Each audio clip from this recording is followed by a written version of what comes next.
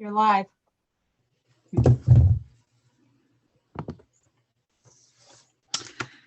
Good evening, everyone. I'd like to welcome you all to the September 27, 2022 City Council meeting.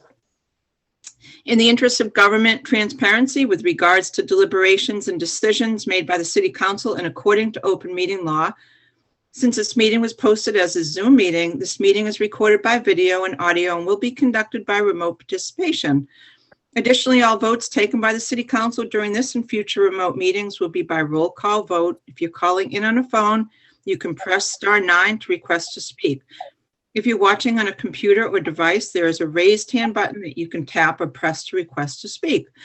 Please use either of these options during oral communications to be recognized.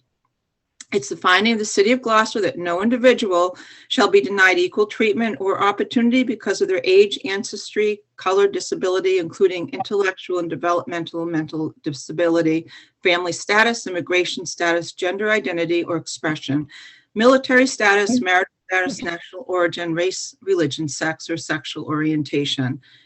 In this vein, we as City Councilors do not condone language that is discriminatory or offensive and will not accept it at city meetings. I'd like to announce the councilors that are on the call. First of all, I'm Val Gilman. I'm the Ward 4 City Councilor and the Council President. We have Jason Groh, who is our at-large councilor. We have Scott Memard, who is Ward 1 City Councilor. We've got Sean Nolan, who is Ward 5 City Councilor and the Vice Chair of the City Council. We have Frank Margiotta, who will be on screen in a few minutes. And he is the Ward 3 City Council. We have Tony Gross, who is an at-large City Councilor, Jamie O'Hara, who is also an at-large City Councilor, Tracy O'Neill, who is the Ward 2 City Councilor, and Councilor Jeff Worthy will be on the call at about 6:15. He ran into some traffic today, and I told him he should just drive and focus on the road, and he'll be on by 6:15.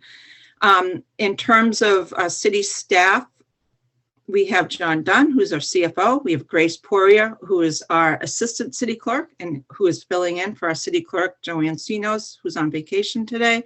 We have Ryan Knowles, who is our IT Director. We have Kathy Clancy, who will be on shortly. She's the Chair of the Gloucester School Committee. We have Kenny Costa, who is our Auditor. And let me see if we have anyone else as attendees who are waiting. Val, I think Chief Smith is supposed to be promoted for a grant acceptance too. If Grace or you can promote. Okay, Grace, if you could bring him in. And I know both Ann Margaret Ferrante and Senator Tarr will be on the call as well. So they have panelists, so I'm sure they'll be on as soon as possible. So I would like to, I'm trying to think who is not on the call yet. So I think I will pause to talk about why we're in orange right now, because I'd like to make sure that the other councilors that are not here yet are there. So I'd like to take that out of order. And Jill Cahill just popped on. She is our CAO. And Councilor Majota, would you raise your hand? Oh, he's here. Okay, awesome.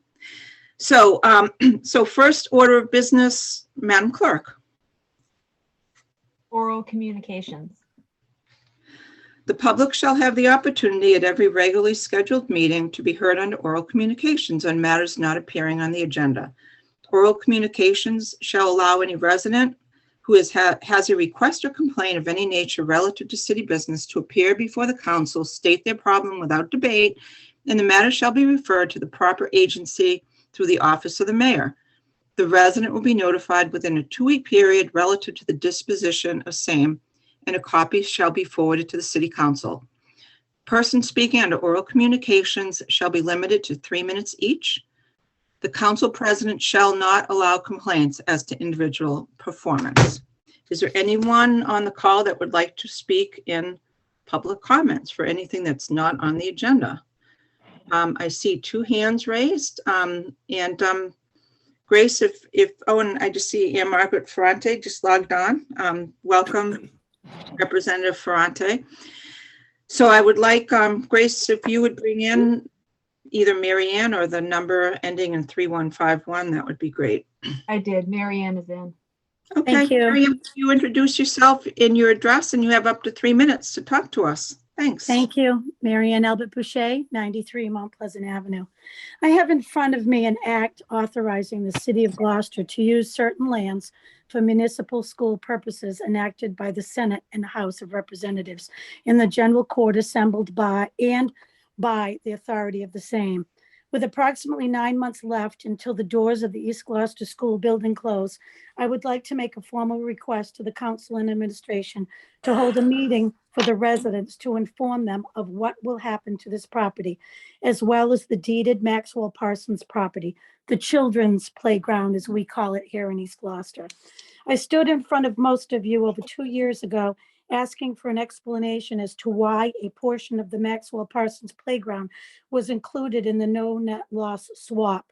I provided at least 3 pages of documents clearly identifying with maps that some of the deeded playground was included in the land makeup.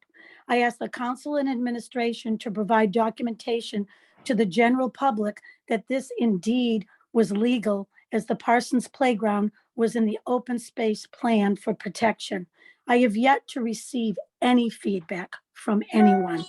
Can the city legally dismantle parts of this deeded space? Will the children lose more open green space? The rumors are flying as to what will happen there. Please be transparent about the future of this property and the contingencies in the bill that was created by the previous administration and council. I would really ask that we all sit down together and discuss what is going to happen with that land. We all know that part of the gymnasium is on part of the Maxwell Parsons playground. We all know that the modulars are also on a part or a portion of the said Maxwell Parsons playground. And Jonathan Pope made a statement at one of our meetings a while back that he didn't even know if the modulars were legal, and other parking spaces that were created on the Maxwell Parsons playground, are they legal as well? So please, let's do the homework. Let's inform the people of what's going on so that we're not all in the dark and we're not surprised by what will take place. Thank you. Thank you, Mary Ann. And before we bring in the next person to speak, I'd like to note that David Fields is on the call. He's our Community Development Director. And Pam Toby, who is our Director of Communications and Constituent Services, and Senator Tarr has now joined us as a panelist. So welcome all. So the next person to bring in for public comments is a phone call ending in 3151. If you would introduce yourself, and you have up to 3 minutes to speak to our council. Hi, this is Dan Epstein of 53 Perkins Street. And I just have a small request about information regarding the potential changes to the city zoning ordinances that would have to be made in order to come into compliance with the new MBTA zoning mandate. At the last meeting, there was a discussion about how much in terms of dollar amounts, in terms of funds, Gloucester has received over some past period from funds that it would be ineligible for if it did not come into this mandatory compliance. There was an estimate discussed over 5 years, and I think it would just be great if there could be sort of an exhaustive report by the city, from somebody in the city government, detailing, over a set period, say 10 years, how much has Gloucester received in funds, what funds has Gloucester applied to but maybe not received that it would be ineligible for in the future, and just estimates of the total amounts of funds that are out there coming from the state that Gloucester would be ineligible for if it did not amend its zoning ordinance in order to come into compliance. I think information about that would be really great to have clearly out before the public and the city council as well, rather than kind of estimates coming back and forth without kind of exhaustive documentation. So that was my request. Thank you very much, Dan. Anyone else like to speak on public comments for matters not on the agenda?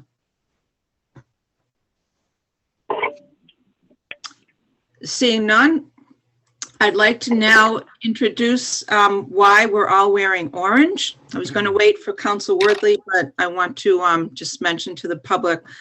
So we're all wearing orange tonight, and I'm recognizing Sarah Grow, who works for the Open Door. On the call, as food costs reach a 40-year high and people continue to recover financially from the pandemic, the Open Door in the city have partnered to raise hunger awareness. On September 23rd, Mayor Verga issued a proclamation naming this month as Hunger Action Month. In 2021, the Open Door connected 8,516 people from 4,176 families to 1.83 million pounds of food. The Open Door serves 1 in 6 Gloucester residents, plus those who need a little extra help putting food on the table from local communities, including Rockport, Essex, Ipswich, Manchester, Hamilton, Wenham, Topsfield, Boxford, and Raleigh. A recent Mass budget report announced that 21% of Gloucester residents and 27% of our children live in poverty. Hunger Action Month is observed annually nationwide in September to raise hunger awareness and spur action to reduce the impact of hunger in local communities. City Hall has been illuminated with orange lights every night last week to raise hunger awareness, and orange is the color used to symbolize hunger. Our council is wearing orange tonight to support our city's hunger awareness program, and we, as members of the council, are grateful to the leadership of the Open Door under the leadership of Julie LaFontaine and all of the volunteers and staff who support our wonderful food pantry. So councilors, if anyone on the call would like to just say a couple words about the Open Door, that would be great. I know some of you work there, some of you are very involved. Would anyone on the council like to just state briefly why the Open Door is important to them? Councilor Nolan. I can say through the Open Door going back years and years ago with Mrs. Muse, serving meals with the Lions Club on particular nights, always providing to people, never asking why, but always having a hand and supplying an ear and some comfort. In the last 10 years, it's grown exponentially to help keep up with everything that's going on in the world. And it's become a very important part of our community and our community towns that work with us. A lot of people that do volunteer at the Open Door have been in tough positions. They've needed something, they've gone there. They didn't feel any shame. They were welcomed, and now that they're able to put back, they put back into it. And it's an unbelievable community asset, and it takes all of us to make this work. And I can't thank them enough for all they do. Thank you, Counselor. Anyone else like to say anything? Counselor Grow and then Counselor Gross. I just want to say, obviously, I've got a connection with my wife. Sarah works there, but this is not your grandparents' food pantry or soup kitchen. This is a really modern, amazingly outfitted with programs and opportunities to provide healthy food, healthy groceries, medically tailored groceries, meals, mobile markets. I mean, this is beyond and beyond in its way that it serves our community and the surrounding communities around us. If anybody has never had an opportunity to take a tour, I would highly suggest calling them and taking a tour. They love having volunteers. They love to share their message and their vision for their community. Gloucester would be a much sorrier place than well, I shouldn't say it that way. Gloucester would be a very sorry place without its presence and without the impact it has on keeping families healthy and fed. And it's so I am so incredibly proud every day to witness the work that they do And I just feel like there's just nothing better in our community in terms of serving the public. Thank you, Counselor. Counselor Gross. Yeah, I've been fortunate enough to be able to do some volunteer shifts there, and it's extremely impressive. One of the incidences I had that impacted me a lot was I was working, helping the people with the groceries as they checked in to get them. And this one woman came, and it was probably 8 or 9 bags of groceries. And I brought them out to the car with her, and I said, this has got to be a big help. She says, you just can't understand how big a help it is. I earn just over the threshold, and I don't qualify for any other assistance. And this just makes our lives just so much better. And that just said volumes to me. But the quality of work that's out of there, as Jason said, it's the other store chains that have call in, order, have nothing on. The Open Door offers better service. They bring it. If you can't come to them, they go to you. It's phenomenal. I mean, just think about it. Over 1 million pounds of food in 365 days. That just staggers the imagination. And what they do there and the quality of people who work there are just phenomenal.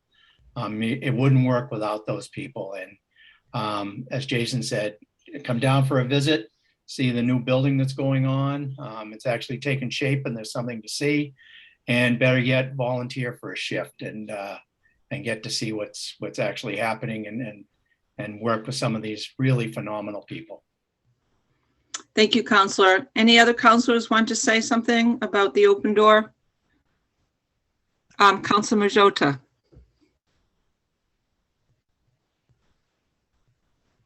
You are, okay. Gotcha. It might echo in this room right now. There's nothing in here. But just want to say, yes, the Open Door is a phenomenal organization. It's something that I am proud to go into work every single day. And like what the other counselor said, there's many people who work there are very proud of what they do.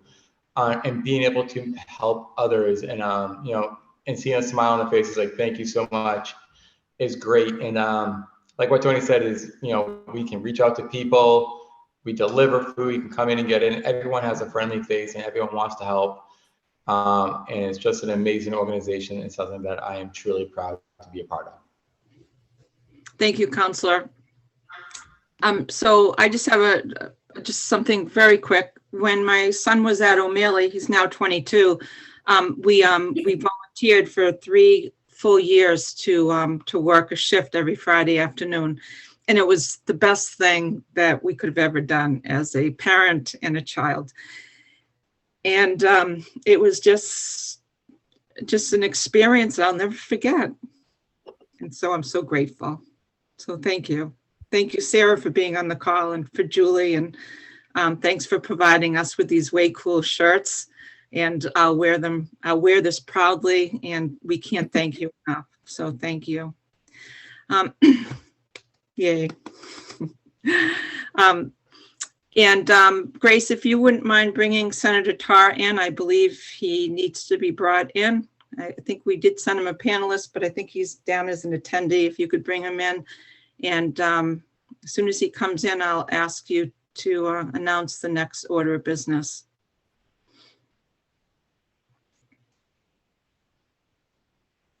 Okay, the next order is presentations, commendations. The first one is Senator Bruce Tarr regarding the MBTA Keolis Train Gate Crossing meeting updates from the meetings on September 4th, 2022 and September 21, 2022.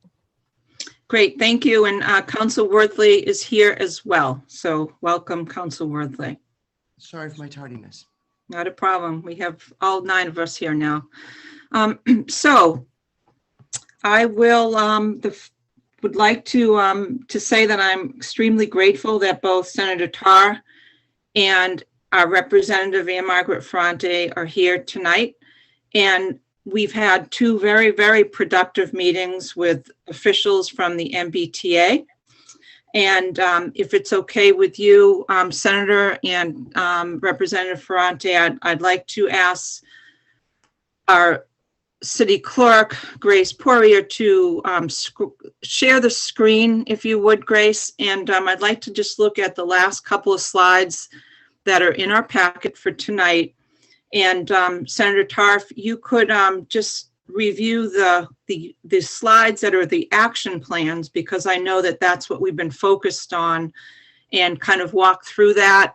And then we can just talk a little bit more openly after you go through the slides about the progress that we've made in these very helpful conversations with MBTA officials. So welcome, Senator and Representative Ferrante. So thank you, Madam President, and we are certainly pleased to join with all of the members of the council tonight. And I would be remiss if I did not say that we join you in expressing our appreciation for the Open Door Food Pantry, which is one of the most important institutions in our community, which not only addresses critical issues of hunger and food insecurity, but also inspires anyone who comes into contact with it. You described your experience there, others have as well. And it is truly, truly an inspiring organization to be part of. And I've said this many times before, that one of the amazing things about the Open Door is how it continues to evolve. The delivery system was mentioned during the darkest days of COVID. Food deliveries were maintained using a tent and curbside service. So we are all fortunate to have the Open Door in our lives. And I know that I feel that way, and I know that Representative Ferrante feels that way as well. And before we launch into the MBTA items, I just thought it would be appropriate for us to express that sentiment, that we join with the council in expressing our appreciation to Sarah and Councilor Majota and everyone at the Open Door. Thank you so much. Representative Ferrante, would you like to say anything on behalf of the Open Door as well? Thank you, Madam President. I think everybody knows what a gem we have, and Julie LaFontaine and her leadership team and her entire staff do yeoman's work to make sure that people are able to be fed here on Cape Ann. And it's something that the Senator and I have supported every year through the Commonwealth budget, to make sure that not only the Greater Boston Food Bank has the resources that it needs as it works with the Open Door, but that the Open Door has supplemental assistance as well. And I'm just so happy. I wish I had known about the orange. I would have had my orange on too, but just so happy to be able to say a few words on behalf of the Open Door and the work that they do. Thank you so much. So we're back to the presentation, and Madam Clerk, if you could scroll to the first slide that says action, that would be great. Might be going in the wrong direction. Go back one. Back one. Yeah. Okay, I think this is the first one, Senator. So, yeah, this would be great. So I want the public to know that in our packet tonight, we have all the slides that have been posted for about a week and a half now on the city website, but we want to make sure that they're officially in our packet.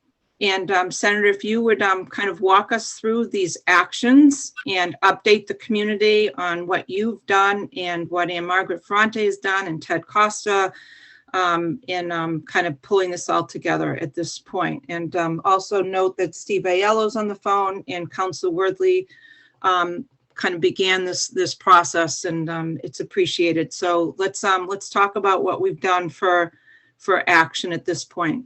So Senator, the floor is yours. Thank you, Madam President. And it's good to be with you and the council, as well as Steve and Representative Ferrante, because if there's one thing that I would emphasize about this entire conversation is that it is a team effort, and we all need to work together, and we are putting together the infrastructure for that to happen. And the second thing that I would say is this is an issue that none of us are going to stop working on until we absolutely are confident in the safety of these grade crossings, because they are critically important. That being said, the prior slide, just the last line in the prior slide noted that the Washington Street crossing experiences about 26 actions a day, 26 train movements a day. And that's important because we all know that Washington Street is one of the most busy streets volume-wise, traffic volume-wise in the city. And so this is a critical intersection that we need to pay attention to. Madam President, I would point out that on September 8th, there was a site visit to that grade crossing at which the council was represented by Council Vice President Nolan, who did a very good job of representing the council and expressing the concerns that all of you have raised. Mayor Verga was also present, as well as representation from the representative's office. And it was at that meeting that we agreed and we initially proposed that we do weekly phone calls or Zoom meetings, if you will, to be able to discuss the ongoing actions that are being undertaken, not only at Washington Street, but also at the Maplewood Avenue crossing. And if there needs to be discussion of other crossings in the city, then those would occur as well. But right now, we are on a weekly plan to have a phone call, or it's actually a Zoom meeting. I'm sorry, I keep saying phone call. One was held on September 14th. The next one was September 21st. And the next one is scheduled for Wednesday of this week. And we will continue those Zoom meetings until, again, we have reached a point where they are no longer necessary. They may at some point increase to one meeting every 2 weeks, I'm sorry, as the volume dictates. But for right now, it's a weekly meeting. The first slide that you have in front of you details things that have already been done. The first one is something that folks, I think, are fairly familiar with, and it involves the issue of the so-called tail ring and ensuring that the gates don't go up and down in a way that would be confusing to motorists and could cause an inappropriate interaction between the gates and a motor vehicle. And in order to achieve that, the timing was changed on the gates going inbound. So it was changed by 30 seconds so that the gates will stay down. And as you can see here, from 1.5 minutes to 2 minutes to allow the train to complete its operations at the station. The difference is prior to that, there was a shorter timing, the 1.5 minutes, that would have allowed the gates to go back up. And then when the train started moving again, the gates would come down as it approached the grade crossing. In order to avoid any confusion, this is the safest process. And I note that the increase in duration for the gate staying down is only 30 seconds, which is a minimal continuing impact to traffic. Now, we can't eliminate that. We can't diminish that. It is important that the gates are down for some additional time, but that additional time assures us that the gates will remain down and will be in a safe mode. And I know there's been concern about emergency response and frustrated motorists and other things because of the increased duration of the gates being down. But again, the timing is minimal in terms of its increase. There was additional testing at the site, and I would note here that signal maintainers regularly check all grade crossings in Massachusetts, in the MBTA Keolis service area. There was additional testing that indicated that the grade crossing was performing as it was designed and intended to. The next item regards additional checks that were made on the circuitry that operates all of this and operates the gates and the signalization. And in a proactive measure, all of the connections, all of the circuitry, and this also jumps to the next point, all of the circuitry and the shunts were all changed so that there can be no question about their performance and their condition. The next item indicates that debris and vegetation were cleared. And again, that's important because it could affect the effectiveness of the detection circuits that trigger the gates to go down and the gates to go up. In addition to that, the railheads continue to be clean. And again, the purpose of that is to make sure that there's an efficient electrical circuit that determines when the train is approaching and when the train is departing. Now, the next slide talks about additional actions to be completed. I'm pleased to report that while we were, many of us were engaged in the cleanup that was organized by Councillor Worthley and Councillor O'Neill, we actually witnessed the next item being undertaken on Saturday, September 17th. A vacuum truck was brought into the city to be able to clean the ballast.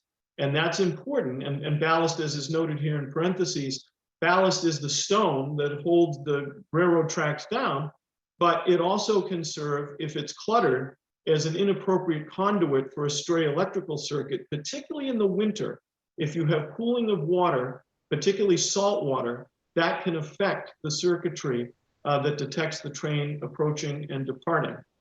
In addition to that, as you see in the next bullet point, the MBTA and Keolis have been in contact with the manufacturer of all of this equipment and have requested the manufacturer to visit the sites and to analyze everything to make sure there is nothing further that can be done to ensure that the equipment is in compliance with the manufacturer's standards for this design, so that it is complying with the things that it needs to comply with to operate as designed.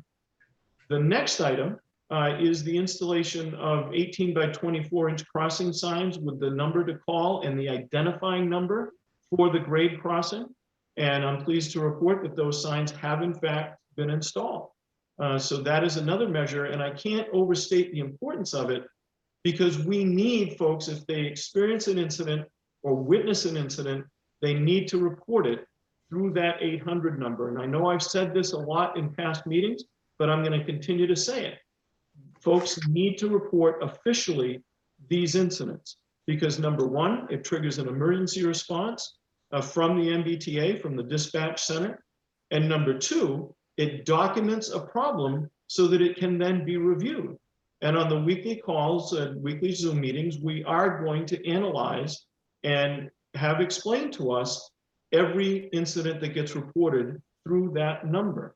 So we need that information to be able to continue productive discussions about what more we can do to be able to ensure that the grade crossings are safe. The last item on this slide indicates the striping that is going to occur relative to the grade crossing, particularly at Washington Street. I would point out that this type of striping is going to occur at every grade crossing in Massachusetts. That is 292 of them.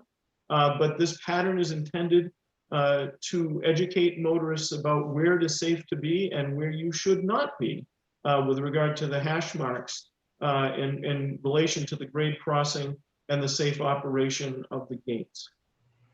In addition to that, things that are not on the slides that are yet to come is the installation of cameras at some point at this grade crossing.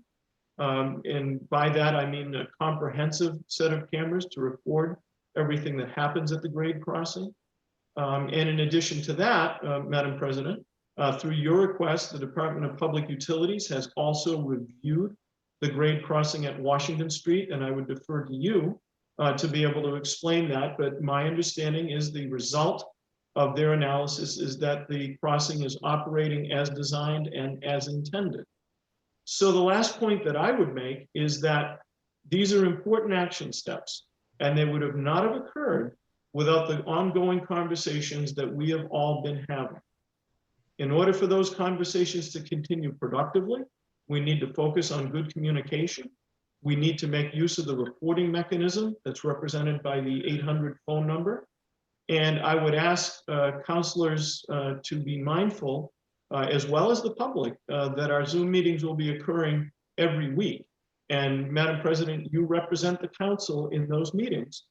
So with your permission, I would ask councilors to provide you with information and issues that they would like to have discussed at those weekly meetings. I think they're very important.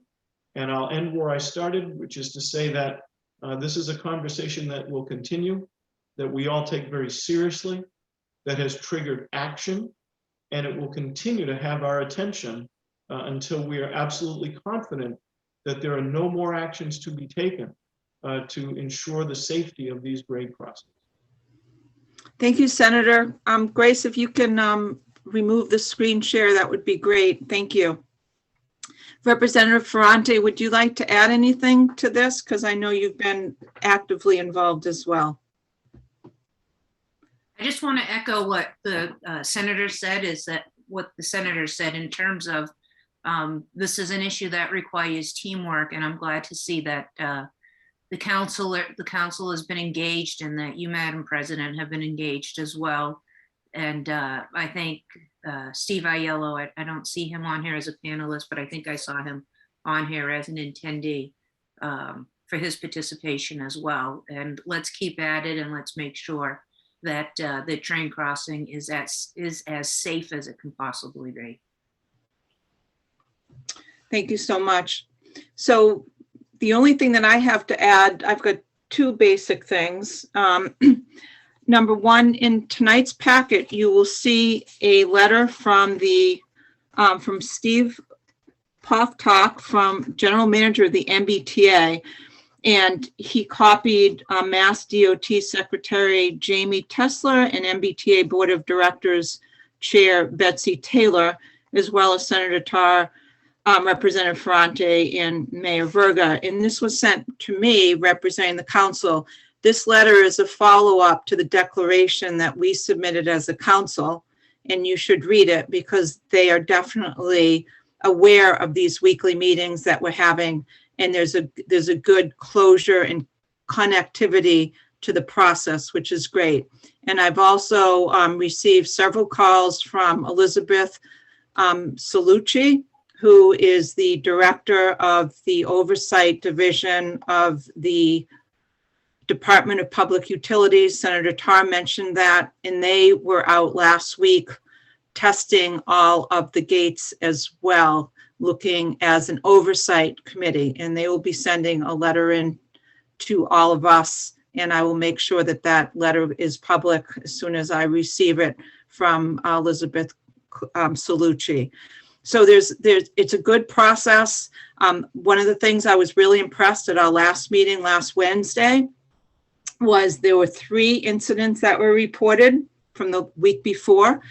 2 of them were all logged in because people called the 800 number, and that absolutely helped them understand what the issue was, and we appreciate that. The third call was the third situation was not called in, but they noted from their black box that there was a 40-second delay. And this type of data is really, really important. So I can't emphasize enough the importance of getting people to call the number. I have put it in my phone. It's really easy to put that 800 number in, and it's a simple touch if this ever happens and I witness it. So I will promise you all and all the citizens of Gloucester that I will make the call. So I think we've made some really good progress, and it's a team effort. And councilors, if you have any things that you want me to mention on the call, there's one tomorrow. Send me an email. Council Worthy, I know you sent me a couple of things that you wanted me to ask, which I can certainly do. And it's and I appreciate it, and I really appreciate the senator and our state representative being here to support us.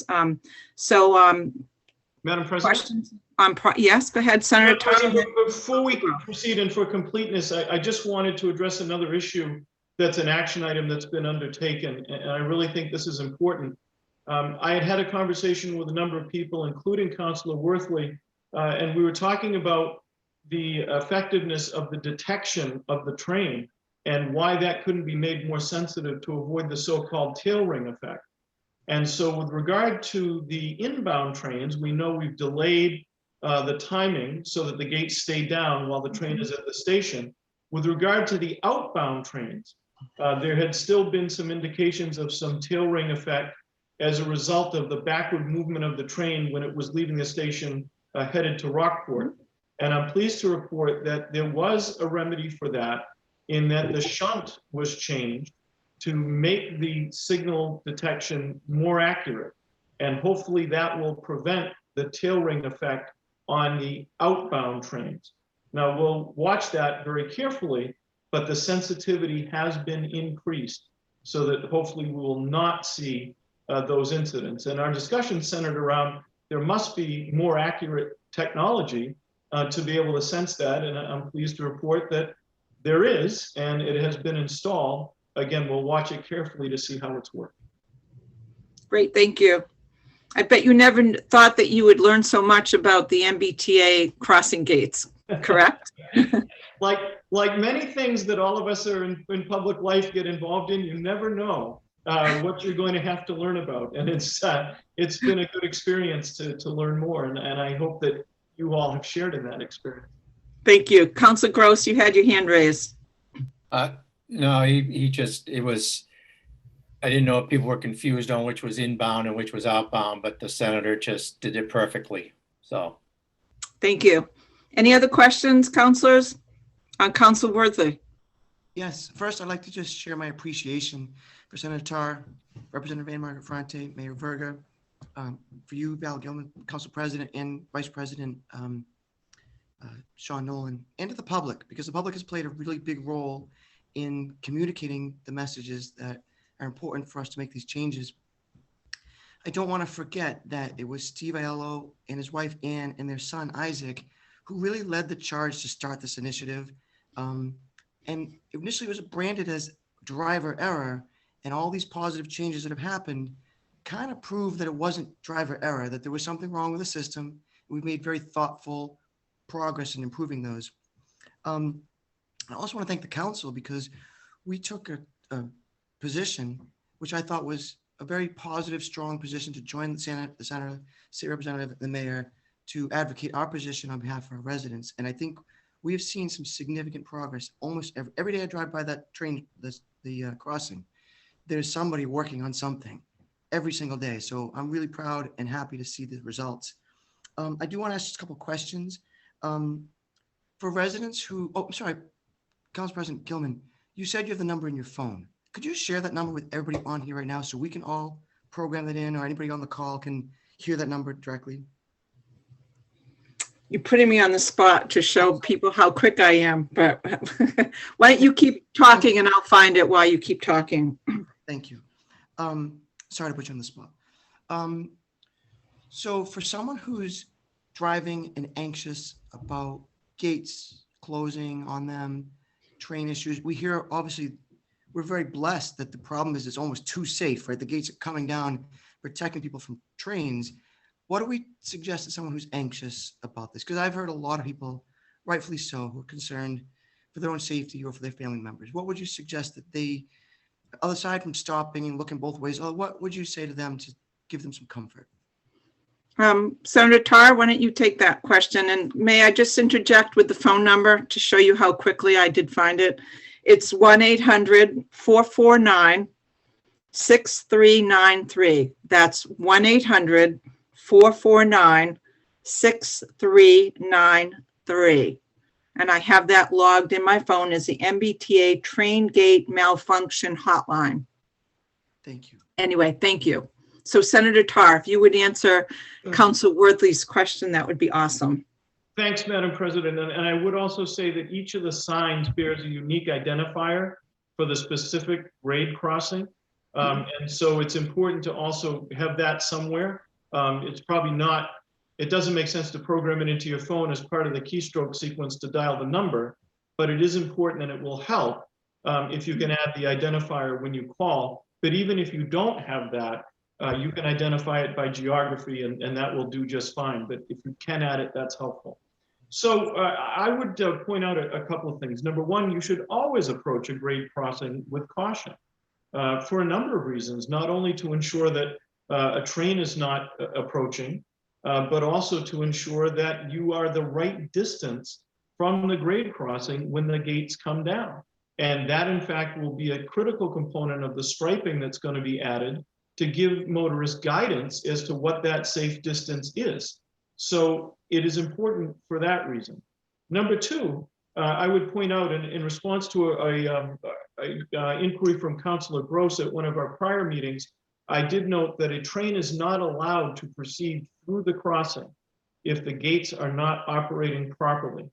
And in fact, we've had some discussion of that in the past, that the train actually will stop and folks from the train crew need to get out and stand in the road if the train is going to proceed. We recently had that happen in North Andover, where there have been some other issues that we've been investigating, where the train was forced to stop and could not proceed through the crossing because the gates were not properly operating. And until there were personnel on the scene that could ensure the safety of the train going through the grade crossing, it was not allowed to proceed.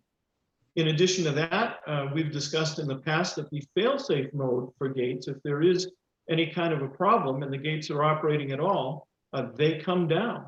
And sometimes that is frustrating for folks because they may not see the need for the gates to come down, but that action may be triggered by a malfunction, and it is safer to have them down than have them up. And so I would indicate to folks that there are a number of things that point toward the safety of these grade crossings. But Counselor, as you and I sit here tonight, we know that nothing is absolute, and nothing substitutes for being an observant, cautious motorist when watching these trains moving through this area. And we are going to continue to do our best, our very best, to ensure that if there's any stone that's left unturned, it will not be unturned by the end of this effort. Thank you. Thank you, Senator. Representative Ferranti, do you have anything to add to? It's always hard to follow Senator Tar. I understand that, but if you have anything to add, that would be great. No, on that point, we'll just leave it with the senator's comments. Okay. rather Thank than- you. Thanks. And Council Worthy, are you finished with your questions? Last quick comments. Can we also agree that any citizen that wants to manually lift a gate themselves should never do that? Because I know that happened on Maplewood Ave, and not only is it unsafe, it's also illegal. And just to be patient, I think that just nod yes if we all agree that nobody should be touching this equipment. Unless you want to. Senator, I'll let you take that one because I know we discussed that on one of our conference calls. Go ahead. Counselor, I would nod yes until my head falls off.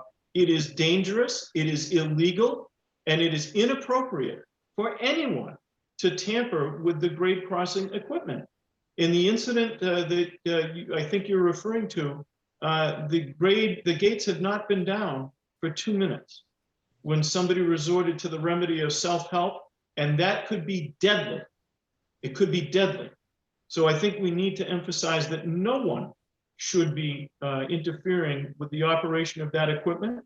The best approach is to pick up your phone and use the number, Counselor, that you had just gotten us to share and resort to that remedy to get help. Thank you. My last question, if I may. Okay. I'm done after this.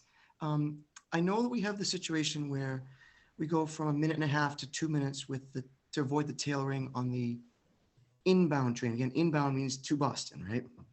I don't know when you're pointing if you're in Boston right now, so I couldn't tell. So is there a chance that down the road there'll be some adjustment to that? Because it is helpful to have the gates open sooner, given the backup of traffic. I understand this is the safest decision now, but is there any effort in towards the direction of, can we get the gates open up earlier to avoid when that issue is resolved? So the best answer I can give you to that is the MBTA continues to analyze the balance between safety and traffic flow.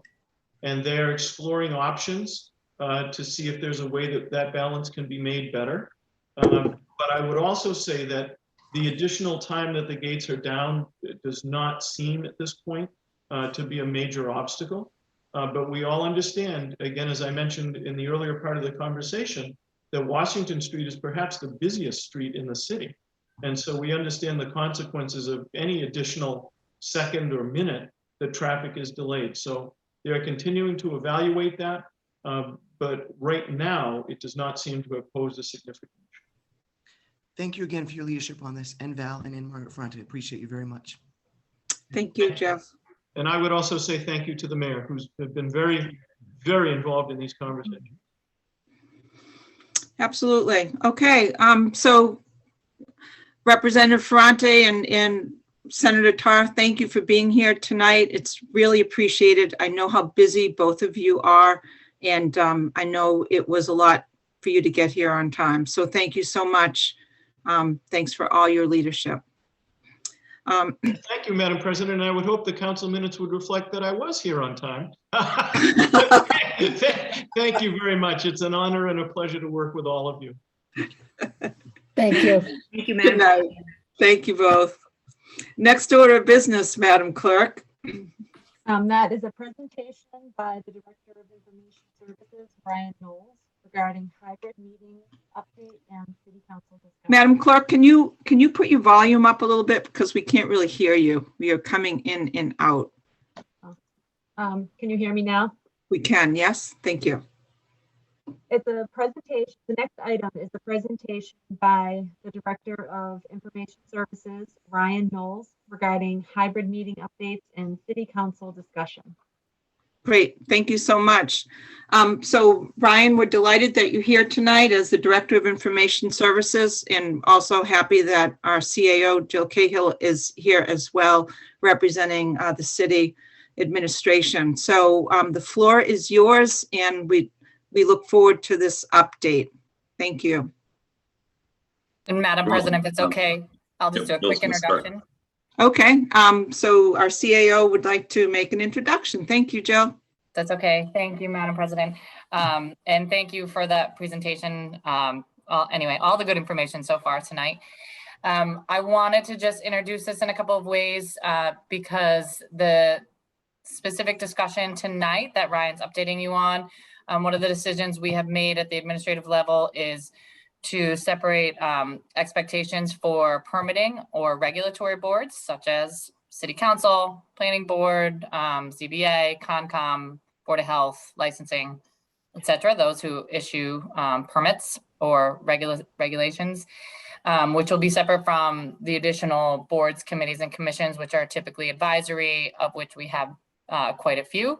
We're trying to make it as transparent and easily accessible for people to participate, both as volunteers and members of the committees and as the public. So I just wanted to make that clear distinction before we start. I shared with the council earlier today an email that was sent out to the chairs of our non-regulatory boards, committees, and commissions.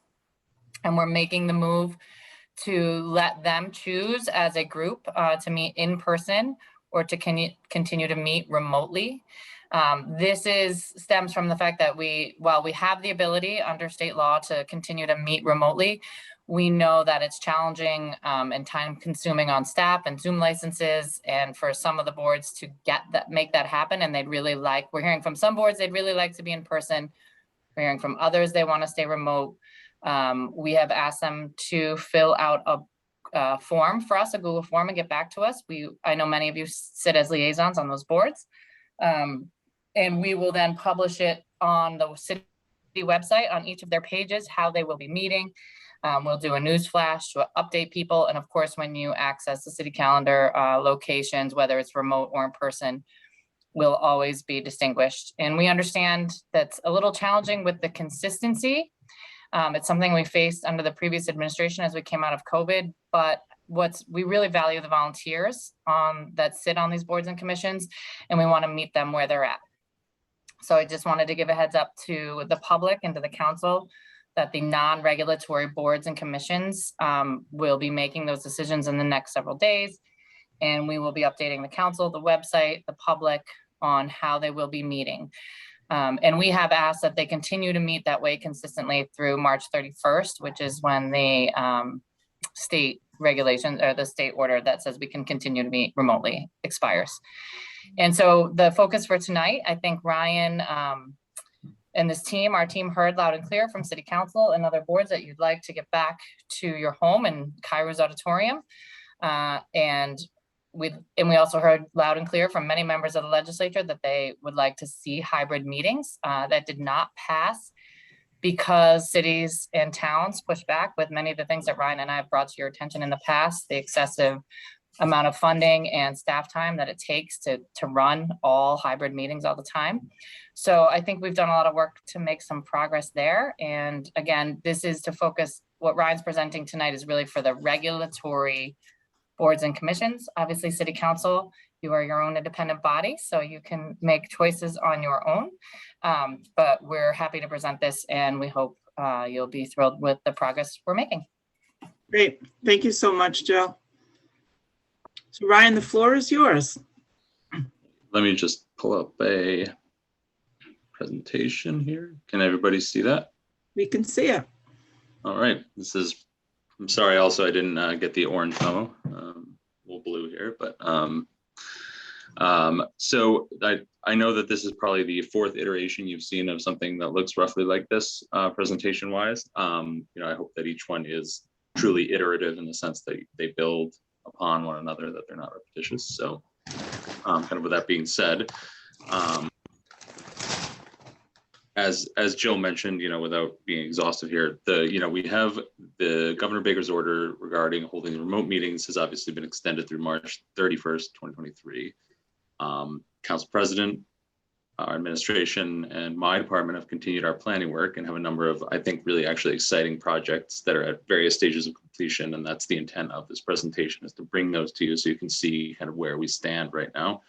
As in the past, procedural, practical questions, some of the things that Joel kind of began with, those are really, I'm not making decisions on those particular pieces. That's really up to the administration, and I obviously serve as an advisor on those, but I don't ultimately make those decisions. So I've updated this a little bit because due to obviously the SFL 2025 project, I've had to take off the friend room as one of our meeting spaces or the kind of upstairs library where we actually kind of did a trial of the hybrid meeting setup. With that taken off, I think, as I'll get to a little bit later in the presentation, we have the exciting addition of Rose Baker, and not just, as you'll see there, not a single space there, but 3 spaces there, which I think actually increases total kind of across the board, 6 public meeting spaces of various sizes. Obviously, we have Kairou's City Council chambers on the first floor of City Hall, Harbor Master's meeting room, and then the Rose Baker spaces. Considerations, I think, remain the same. And I think we've had a good discussion around some of those and where those go. So I don't want to kind of belabor those excessively. This is a similar slide as in the past. We have the capability of solving for the scheduling problem. That is not terribly difficult. I don't want to this is similar information to it's been in the past, but I included it for the sake of consistency. So first exciting bit of update that we have is on Kairou's, and I think in a larger perspective, City Hall in general. So I think that as we've had the opportunity to consider many of the technological challenges that we have in City Hall, and this is not just meeting in Kairou's and meeting in the first floor. These are phones. These are infrastructure in general. This is Wi-Fi, which kind of, as we've mentioned in the past, there's a real issue with our the wiring. City Hall is very old. It's very brittle. It's a constant struggle. That this morning I had 2 of us go running to City Hall because the phone stopped working, and then by the time we got there, they started working again. So, and without any real clear reason why that was, but probably I don't know, a mouse nudged some of the wires as he or she went past.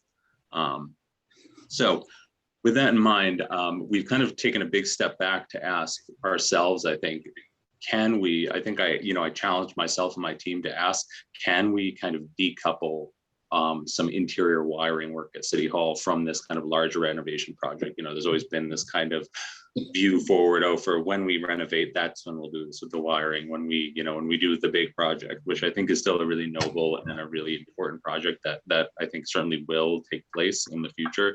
But I think the time frame on that is really extended, and I don't, I'm not the most patient person with making technological improvements, just to be totally frank. So I said, I don't really want to wait.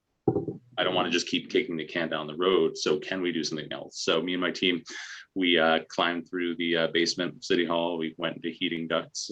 We traced out a lot of the wiring. We looked at the existing paths that exist in City Hall. And what we kind of realized and came through some of that process was saying, I think that we can make meaningful improvements to the wiring in City Hall using the existing routes. So we're not talking about knocking walls out or drilling holes or cores or anything like that. Using the existing pathways that we have, removing old wiring and replacing it with new wiring that will allow us to have things like the improved Wi-Fi connectivity we need to be able to run higher quality cameras, especially in Kairou's. And then also just have the ability to plug more things in many of the spaces into actual hardwired jacks, which give us the kind of reliability that we want to kind of ensure we had for especially something like as kind of resource intensive as a hybrid meeting. So with that in mind, with some wire mold, with some creative runs, I think that we can actually do this. And I think this is something that that eventually will come to you. I think it is in the consent agenda for this particular meeting. It's going to be enough, and then we'll come back to you.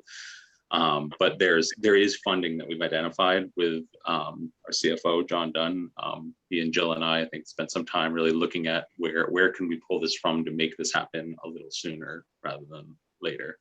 And I think that we can achieve this, and I think we can achieve it in a way, more importantly, and as you know, the previous kind of concern was doing all this work, installing all these pieces, and then in a year and a half, pulling it all out and having to redo it. I think we can do it in a way that won't require that kind of wasteful spending. I think that so we can do it in an economical way, and we can do it with a design in mind to say in 2 years, in whenever that renovation project, whatever the interval is, that this needs to be done in a way that this can then thereby be repulled or hidden, away so that maybe there's not so much obvious wire molding. We can put it behind some walls and such. So that's kind of the exciting piece of that. The other kind of coupled piece of that is the AV improvements to Kairos that will, I think, allow us the equipment and hardware in that space to be able to run hybrid meetings without a massive input of, staff time, people coming to make connections and then unplug them. So there's not wires running across the floor. I think that we can achieve that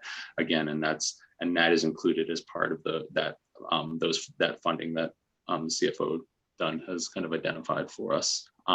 So just so that I can set that expectation, this particular piece is in the kind of planning and schematic design stage, meaning that me and my team are working on making some decisions about where will the wiring drops be in each of the rooms, what are some of the routes that we will use, what are the most effective ones, and to kind of, again, to spend a little bit of time. I think, we kind of made that initial recognition, and then we want to kind of take the time to be reflective and say, again, to be able to be responsible with these funds. These are not our funds, but these are everybody who lives here in Gloucester's funds. And that's something that I'm really aware of. And I want to be responsible and respectful of that. So I want to do it in a way that's not going to say, okay, now we spent all this money doing this wiring work. Now let's spend another $500,000 to rip it all out or have to redo it when we do large renovation projects. So anyhow, what that means is I think our anticipated completion on Kairos and City Hall as a general is probably in the kind of 6 to 10 month range.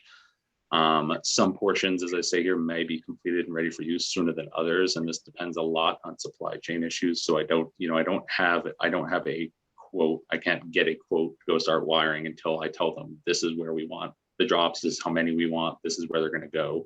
Some of those kind of engineering stages that need to happen with a vendor. So this is something that we would probably put out to bid with a vendor. I think it would go along with, as CFO Dunn talks about in the memo, some of the electrical supply work as well. That's not, I don't do heavy duty electricity, I do low voltage data wiring, but so this would be something that a vendor or contractor would probably bid on and do the work for. So again, that process takes some time, as does the planning, as does the design, as well as then in concurrent piece when we're doing, when we're talking about, again, getting a bunch of hardware that is probably more or less custom designed for the space or custom kind of spec for the space.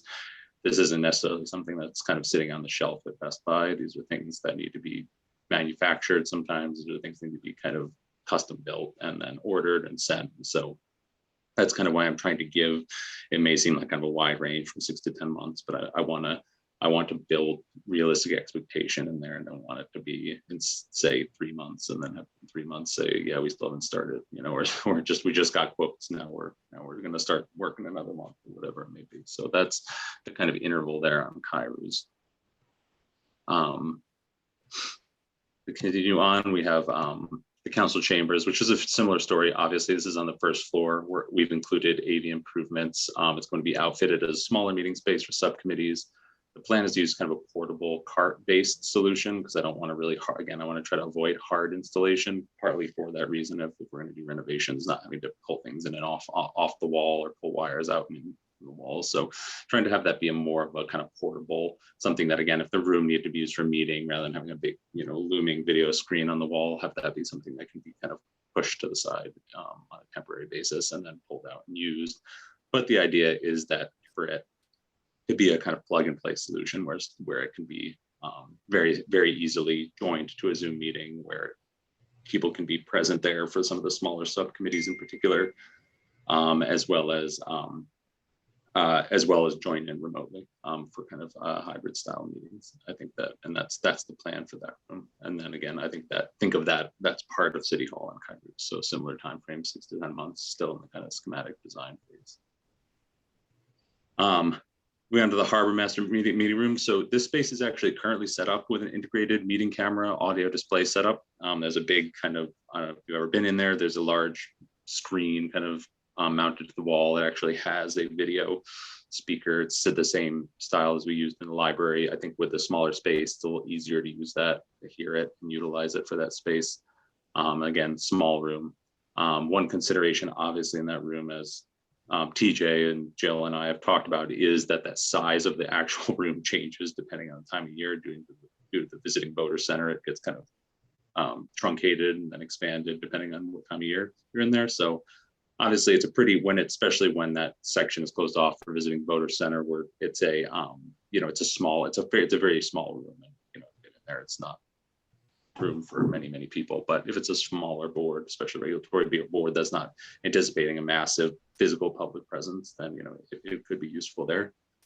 And then one piece is that I'm working with TJ a little bit on a physical reconfiguration of the room. The angle is a little strange. Sometimes it always feels like when people are in there, they're not quite sure where to sit around the way that the TV is mounted in there. Sometimes you're looking at the backs of people's heads or the sides of people's faces. And I think it just feels a little strange just schematically in there. So that's one piece there. But that being said, the time frame is it's currently ready for use. So that can be used for hybrid meetings. So we can have that space. And again, with some kind of, I think, tweaks, it can be made better, but it is currently available.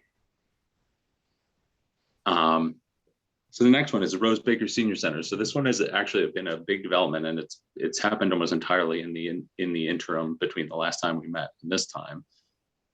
So as part of, I've been involved obviously on the kind of technical side of the SFL 2025 project. We were talking, Jenny Benedict, library director, myself, and some of the contractors for that project. We're talking and realizing SFL has a more or less currently brand new AV setup in there. They have 2 projectors, they have screens, they have the integrated panels, they have all these pieces, they have wireless microphones, they have all this equipment. So, but it's all in the portion of SFL that's being renovated. So in the spirit of not, initially they were saying, where are we going to store this?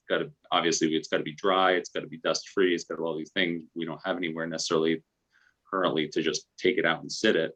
And then secondly, I said, by the time 2025 comes around, this stuff's going to be 5 years old. So, we're nearing the end of useful life on AV equipment, which is 5-7 years usually. So I proposed that SFL loan this to the Rose Baker Senior Center, because Rose Baker had been concurrently thinking about what would AV updates look like in there, some with Council on Aging, with Fred Cowan and some of these folks. So I proposed kind of this grand plan where we said, let's uninstall it from SFL and let's move it over there and install it over there and utilize that equipment and in a really useful way, rather than just having it sit in storage for 2 years. It has been actually agreed to by the SFL board has agreed basically with some conditions, just that, that we need to basically pay to uninstall it from SFL, which is a relatively small cost. And that, that will maintain the equipment obviously while it's there. And it's being considered currently as a loan, I think, and they're going to kind of reconsider at the end of the term. So with that being said, we also are planning to add a third smaller meeting room. So the main spaces are the main kind of great room and at Rose Baker as a kind of large meeting space, a medium meeting space, which is on the second floor. There's a kind of conference room up there that actually overlooks the great hall area. And then there's a small room that's kind of behind the billiards room. And so that space currently doesn't really have any stuff that can be brought from SFL, but we want to outfit that space kind of similar to the first floor chamber, you know, with kind of a smaller portable modular setup that is easy to use, and that's will conserve again as a relatively small meeting space as need may present.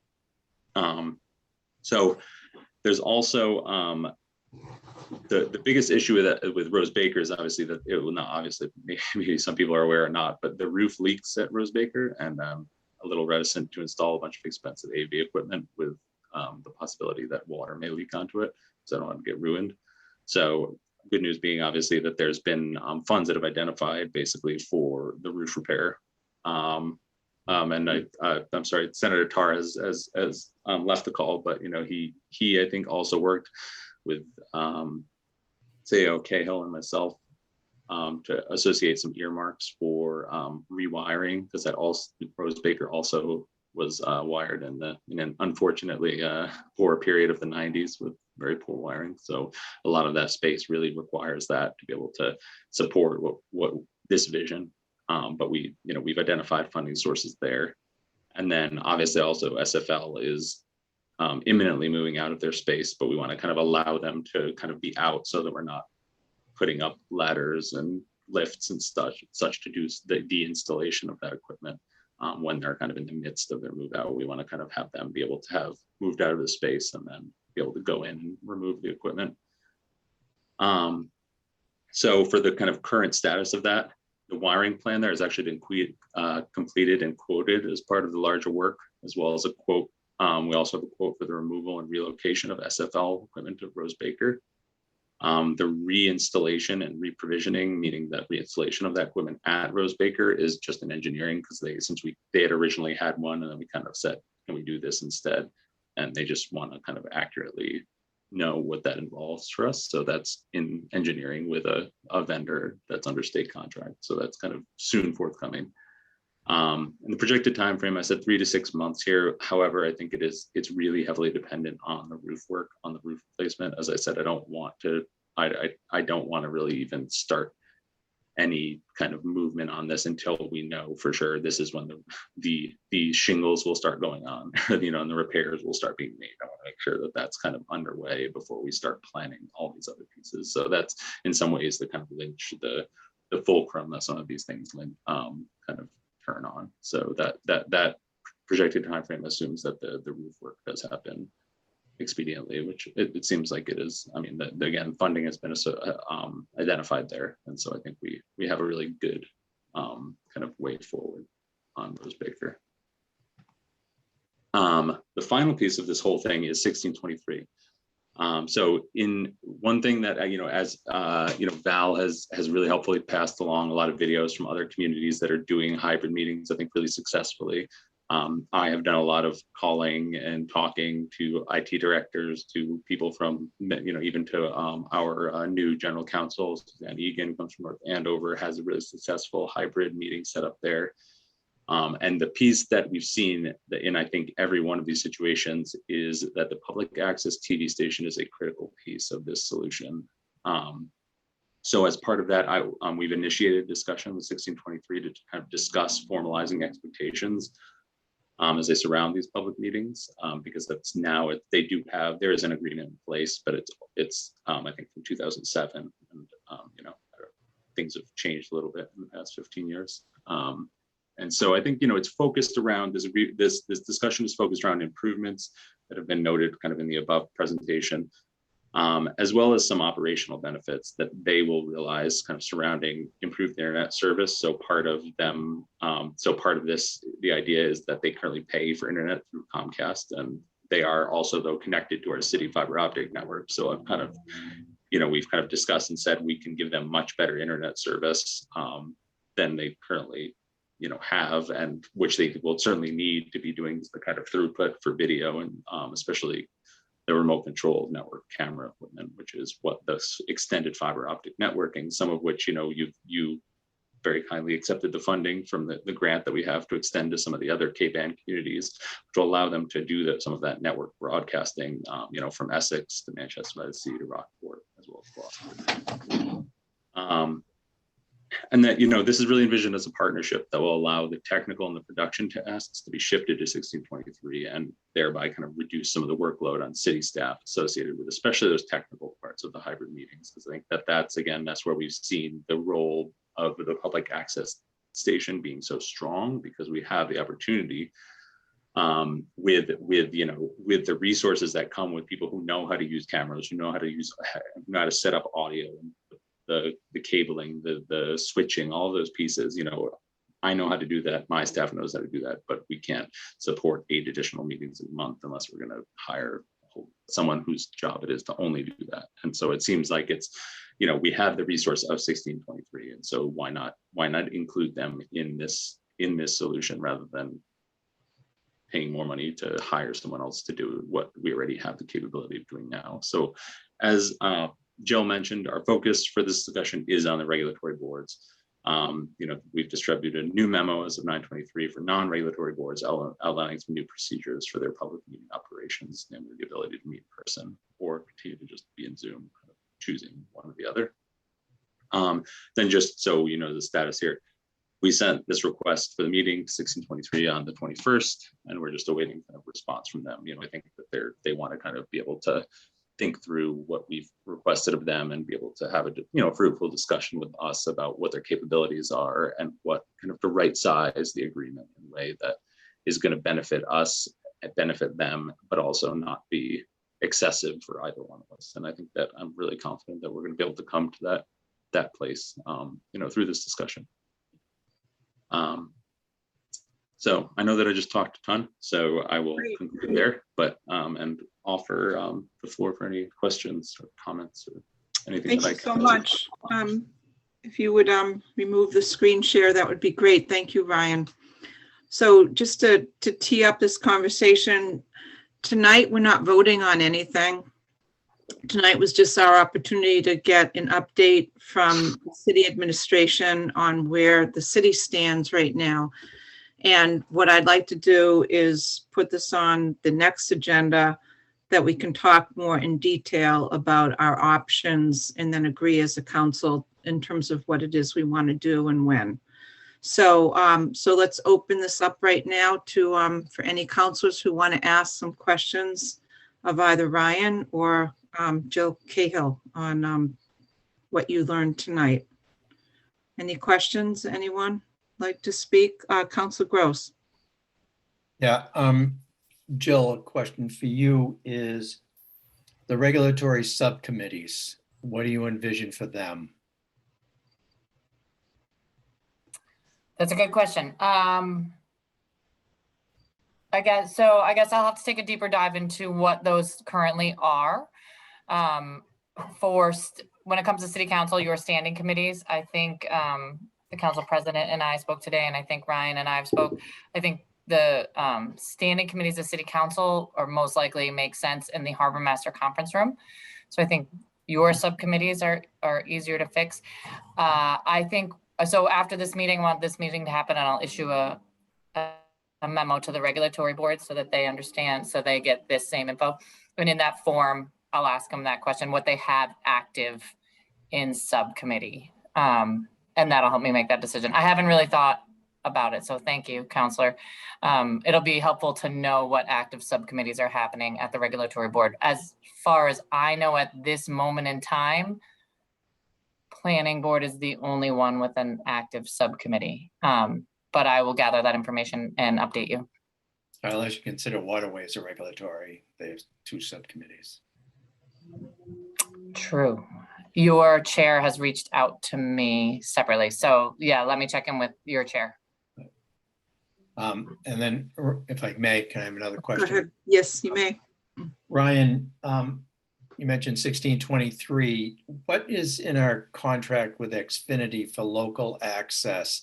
And has anything been updated to keep up with, this technology for meetings? When are we due again for another, whatever we contract we enter in with them? Yeah, so this was before I was here, but there was a contract negotiated in 2018. It was a 10-year contract with Comcast, a franchising contract. So 2028 is when it is technically up. And the, so there is some enterprise funds that are funded via this contract. A percentage of these kind of franchising fees go, most of the percentage actually goes to the operation of 1623, as well as some capital expenditure funding. I don't know what those exact numbers are. I think I'd want to defer to General Counsel Egan on those, just because I think that they're contracts and I know how to read, but I don't pretend to understand the full extent of franchising contracts. So, and some does go to the city, to a Comcast Enterprise Fund that we use for various kind of communication related projects around the city. I use it actually primarily to do maintenance on our and expansion to our municipal fiber optic network. Okay, thank you. Thank you. Who else has questions from the council? Council Worthley. Sure. Thank you, Madam Chair. Thank you, Ryan. Thank you, Jill Cahill, for your presentation tonight. And Ryan, thank you also for your very responsible and responsive leadership on this, between crawling through ducks and being creative and securing grant money for this initiative. I think you should be commended for that. We've had remarkable public participation through the use of Zoom. And I think any move to go back in person, I feel strongly, and I think, I can't speak for my colleagues, but I think that we all feel strongly that public participation via Zoom going forward as a hybrid option needs to be considered, it's critical to our operation. But I also feel strongly, where our children are back in schools. And so there comes a point where we have to say, as leaders, if we're gonna put our kids in school at the end of a pandemic or during a pandemic or whatever you want to call it, or anybody wants to call it, we need to also return to in-person. I think our dialogue is better. I think our public access is better. You said 6 to 10 months. So I think it's very wise to have a time frame that's out far because, like you said, supply chain issues and managing expectations. But if we were trying to look at a place between now and then, 6 to 10 months, that has Wi-Fi, has good acoustics, has the right wiring, has enough room. We've had some hearings where we've had 150 people on a Zoom meeting. We have to expect that could happen in person. And also parking. Do you have a top 2 or 3 choices that when we meet again in 2 weeks, we have something actually that's tangible?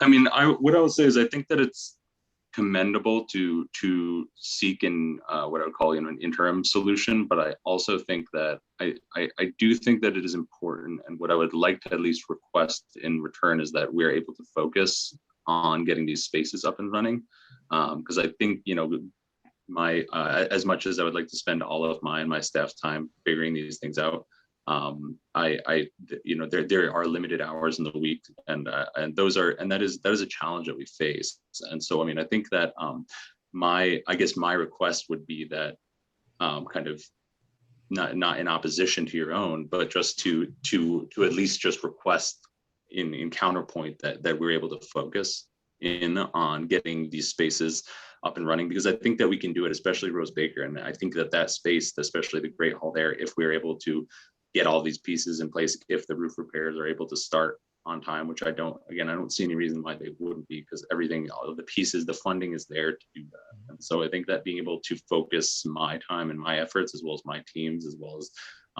especially just on the project management side, on getting especially that space up and running, rather than trying to kind of divide my focus and say what's something that we can use for a month and then this and that. I think we're all impatient, as you said, to get back. I think that actually I think there's great benefits that will come from this.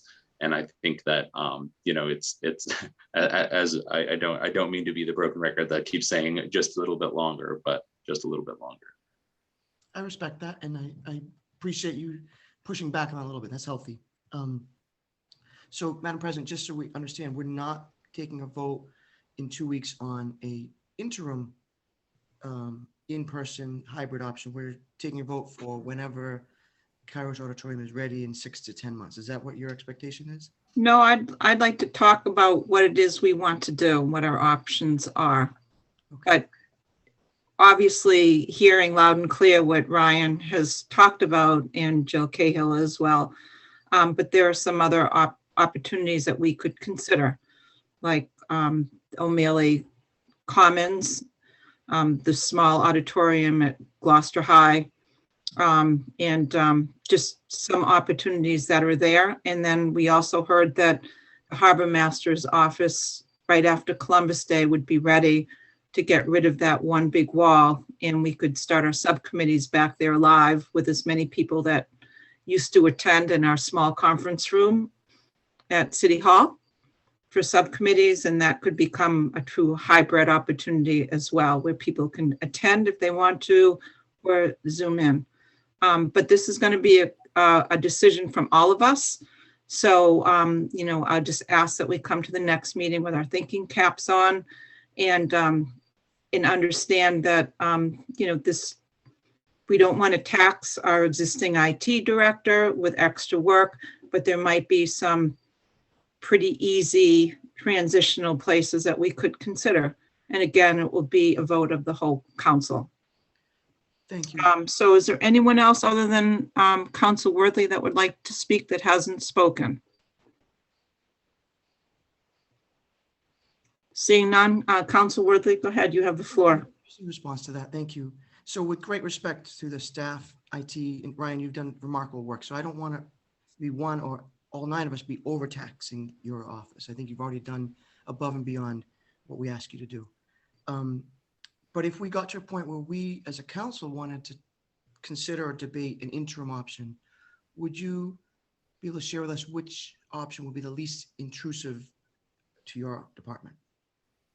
So just we can be thinking about that in realistic terms.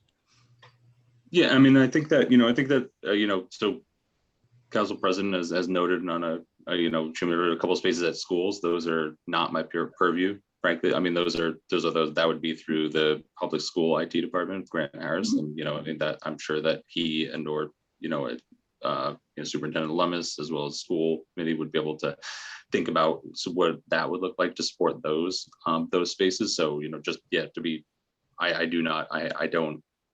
don't support those spaces. Not that because I'm saying I don't support them. You can use them 100%. They're not within, I don't have access to the Wi-Fi. I don't have access to any equipment in there. That's all via those public schools. So if you chose one of those spots, you certainly are, welcome to do that. And I think that, Council President has noted them as possibilities. And those would be places that, again, the school IT department would have to make a decision on whether and how they could support those particular spaces. And then, and then I think, secondarily, I know that you've talked about the increased participation you get from Zoom, but if you really also, I think that you also have the ability to just choose to go back in person if you want to. It would be sans Zoom, but if you wanted to meet in person, kind of the old style, you could, and I think that that's also if you wanted to do that in person and have that capability, you could do that with no quarrel from my department or anybody, I think, in the administration, because it's not their decision, it's yours. Madam President, just one last question. Go ahead, Councilor. We have and I don't know how to do this because it's the school side of things, but through you or through the mayor and his role in the school committee, could we have someone from the school IT department present at our next meeting to answer some of those questions so that we're informed? I don't want to take a vote and say, this is what we want to do and have any expectation of what demand we're putting on staff, either school staff or city staff. So could we ask them to participate in our next meeting? I guess I would rather us discuss what it is we want to do and then possibly have them come to the meeting after that, because I don't want to waste their time if it is the feeling of the majority of this committee, if they don't agree with my suggestions, then I don't think it's fair to waste the time of the folks in the IT department at the schools. So I would say we could pause, but I would like to really discuss this and agree to it. And what we all have one vote of the 9. I don't have any more than anybody else. And I think that that's important to understand. Councilor Nolan has his hand raised. I would second that to Jeff's request. I believe that it's not wasting their time. It's the fact that we're not wasting any time. if we can have someone from the school department, IT, or Ben Loomis to be here to even let us know if the option is on the table for them to let us to even consider this. Because it's not our purview to say that we are like to vote to go to Amelia School. So if we ask them to participate in our meeting in 2 weeks, that would define to us whether we even have the right to ask for that or they're willing to do it. So it's a two-edged sword. You don't want to waste their time, but I don't want to waste the council's time either with voting to say that we're going to go to Amelia School to find out 2 weeks later that we're not going to be able to go to Amelia School. So I would like to see someone from the school committee or Ben Loomis or the IT department or Grant to be here at the next meeting if we're going to consider these things that you put on the table with using the school department. Thank you. Okay, that's fair. Anyone else have a comment? I saw Councilor Grow, you had your hand raised. And Councilor Gross, go ahead, Councilor Grow. He said no. Oh, I'm sorry. He initially said yes, but now it's your turn, Councilor Gross. So I would think a much better way to deal with this would be to communicate in writing to them first before we bring them here and put them on the hot seat to ask if this is something that's doable before we invite them in. I think that is, the proper channel of the way to do this.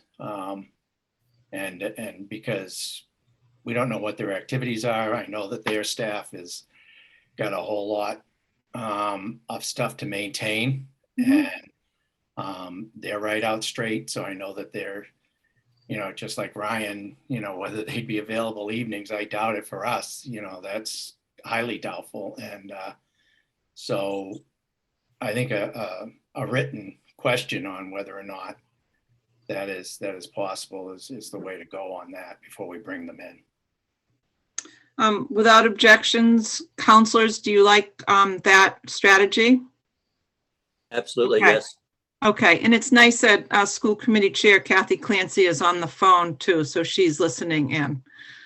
So that will be our strategy, Chairperson Clancy, and you can just give Superintendent Lummis a heads up. Okay, again. I will. Go ahead. I will just share that we do not have an IT person at our meetings because the way we have it set up, it's all run by our recording secretary. So we do not have extra staff at any of our meetings that are hybrid. Okay, thank you. Okay, so I think Just a note on it that I mean, so the school committee, when they meet, it's not full hybrid, I would call it. Like, this is not a slam. I'm just saying, just to be clear about it, it's what I would call like hybrid light, as in you are in person, but there is no one from the public that is there, correct? Right. That is correct. Exactly. And I think, I think a true hybrid model is bringing as many members of the public in that want to attend and having a venue that is large enough to accommodate them per the open meeting law, and then integrating hybrid. So the folks that are accustomed now to calling in from home and participating in public comments and or public hearings would be able to benefit from that. So I think that's what we're looking to do, and we'll have a good conversation next time. And I will send something out per the suggestion made by counselors, just to give the school department a heads up. So great. So I think counselors, I think we've exhausted this conversation, and Ryan and Jill Cahill, thank you for being here, and we appreciate the updates, and the progress has been great. And thank you so much, and the connections to 1623 as well, as a partner of ours that we can take advantage of the partnership. I think that's excellent. So thank you so much for your time. Next order of business, Madam Clerk. Confirmation of new appointments. Madam Clerk, could you speak a little louder again? Thank you. Confirmation of new appointments. Okay, you're not coming in very loudly. I don't know if your microphone is low, but the confirmation of new appointments, Community Development Director, David Fields. So I'd like to turn the meeting over to our Council Vice President and O&A Chair, Council Nolan. Thank you.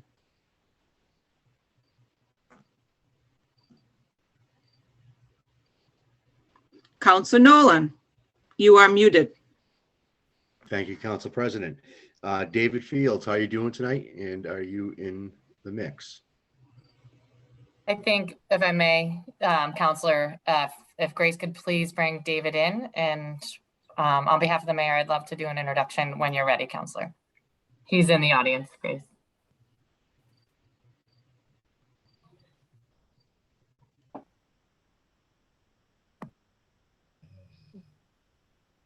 I brought him in, but he's not. Here he is. Jill, our CAO, Jill Cahill, if you would like to do an introduction and ask David to show his face, that would be excellent. Thank you, Counselor. And there's David's face. On behalf of Mayor Verga, who could not be here tonight, unfortunately, it meant a lot to him to be here for David's appointment, but I think many of you know he could not. So I am more than happy to present to you the nomination of David Fields as Community Development Director and request your support to his appointment. It took us a long time as a former Community Development Director. This was obviously a really important position to this administration to fill. It took us a long time. We took our time and we 100% found the right guy. David has an incredible amount of experience, not just in Danvers, which gives him the North Shore perspective, but in the larger kind of Metro Boston region. He brings both planning and economic development background as well as grants to the position. So far, so good. He's hit the ground running. We've tasked him with a lot of random things. I'd like to think we handed him a strong, sturdy staff of community development team members, and he's fitting in well with them as well, and getting to know the community and out there meeting people. So if you haven't met David, please stop by the City Hall Annex and meet him. And as we get out and about at more meetings, he's around. So on behalf of Mayor Verga, we hope you will support confirm the appointment of David Fields as Community Development Director. We're really happy to have him on the team. Excellent. Thank you, CAO Cahill. Dave, if you could just tell us a little bit about yourself to the rest of the council, that'd be great to hear. Sure thing. Thank you for having me this evening. It's good to see everyone. I think, as Jill had mentioned, my previous post prior to this was in the town of Danvers, where I served as the Director of Planning and Economic Development. So wore a lot of hats over there. We also dealt with conservation issues and staffed about a dozen different boards or committees and commissions. It was a good staff, sad to leave, but happy to be in Gloucester. The team over here is quite amazing. Jill's not wrong in that I think I have the best staff in the city, but everyone's going to say that. But everything's been wonderful so far. The last few weeks have flown by, but they've been great. Prior to working in Danvers, I was in the town of Lexington. I've also been in Bedford and Arlington. So moved around a little bit in the metro area, but have both perspectives of the inner core and then, as Jill mentioned, the North Shore. So happy to be here. Everything's been great, and it's been wonderful to meet every single person that's a resident or business owner in Gloucester. Excellent. Thank you, David. Is there any other counselors that would like to have a question or a comment on David Fields? Councilor Worthley. Yes, David, I just want to welcome you. You inherited an incredible staff with lots of potential and a lot of experience. As you know, we've gone a long time without a community development director that's focused on this full time. So your work cut out for you, but I have a lot of confidence in your background and your ability. It was nice to meet you a couple weeks ago when we first met. Look forward to working with you. Thank you for coming. Excellent. Thank you, Councilor Worthley. Any other counselors that have any questions or comments? All right, here are none. Dave, I'm glad to see your face. I do recognize you from Pond Road when I was down there last week. I saw you running around doing your thing, and it's nice to have you on board. So without any questions or comments, I'll move on to the recommendation. on a motion by Councilor Harris, seconded by Councilor Majota, the Ordinance Administration Committee voted by roll call, 3 in favor, 0 opposed, to recommend that the City Council appoint David Fields as Community Development Director, term to expire 2/14/25, I believe. And I so move. Second. So we have a motion made by Council Nolan and seconded by Council O'Hara. Is there any further discussion, councilors? Council Memard? Simply, David, that I'd like to join the council in welcoming you, and I look forward to meeting you and working with you for the economic development and growth of our community here in Gloucester in a healthy, managed way. There are a lot of issues that we're all confronting here, and that you're having your position filled with your experience is just great. Council Grow. Yeah, I'll add my welcome, and I'm looking forward to inviting you to planning and development. We obviously have a lot on our plate coming up in the near future and the long-term future, but I'm anxious to hear your thoughts on the process and about what your vision for Gloucester is, and how we as the City Council and you and your experience can work together to find ways that benefit our community the most. So I'm very, very excited about working with you. Councilors, any further discussion? So I would just like to comment, I'm very impressed, David, with the amount of different communities that you've worked in. And I understand that you're very familiar with all of the state organizations that we work closely with. So those relationships are always important. So thank you for that. And thank you for coming to Gloucester. So without further discussion, because I think everyone is done asking or participating in the discussion, I'd like to do a roll call vote. Council O'Neill? Yes. Council Worthley? Yes. Council Gilman, yes. Council Gross? Yes. Council Grow? Yes. Council Majota? Yes. Council Memard? Yes. Council Nolan? Yes. Council O'Hara? Yes. The yeses have it, 9 in favor, 0 opposed. Welcome, David, to the City of Gloucester officially. Thank Madam you. Chair? Yes, Council Grow? I neglected to point out that you got the catamatory seal of approval, so that is a very, very high bar. That's the most important one, right? Absolutely. Thank you, Councilor. You're, David, you're important too, Jill. You're important too, I guess. You know. Thank you for being here tonight, David. Thanks very much for having me. Next order of business, I think we're still with Council Nolan. Yes, so the next order of business will be the Committee for the Arts. Philip Story. Philip Story, are you here tonight? Is Philip Story Milo Art, possibly?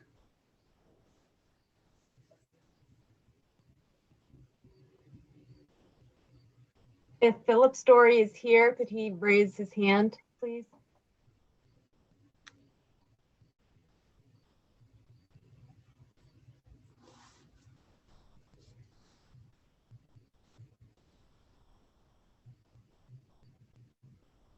Philip Story, if you are here as either an attendee or a panelist, would you raise your hand so we can bring you in?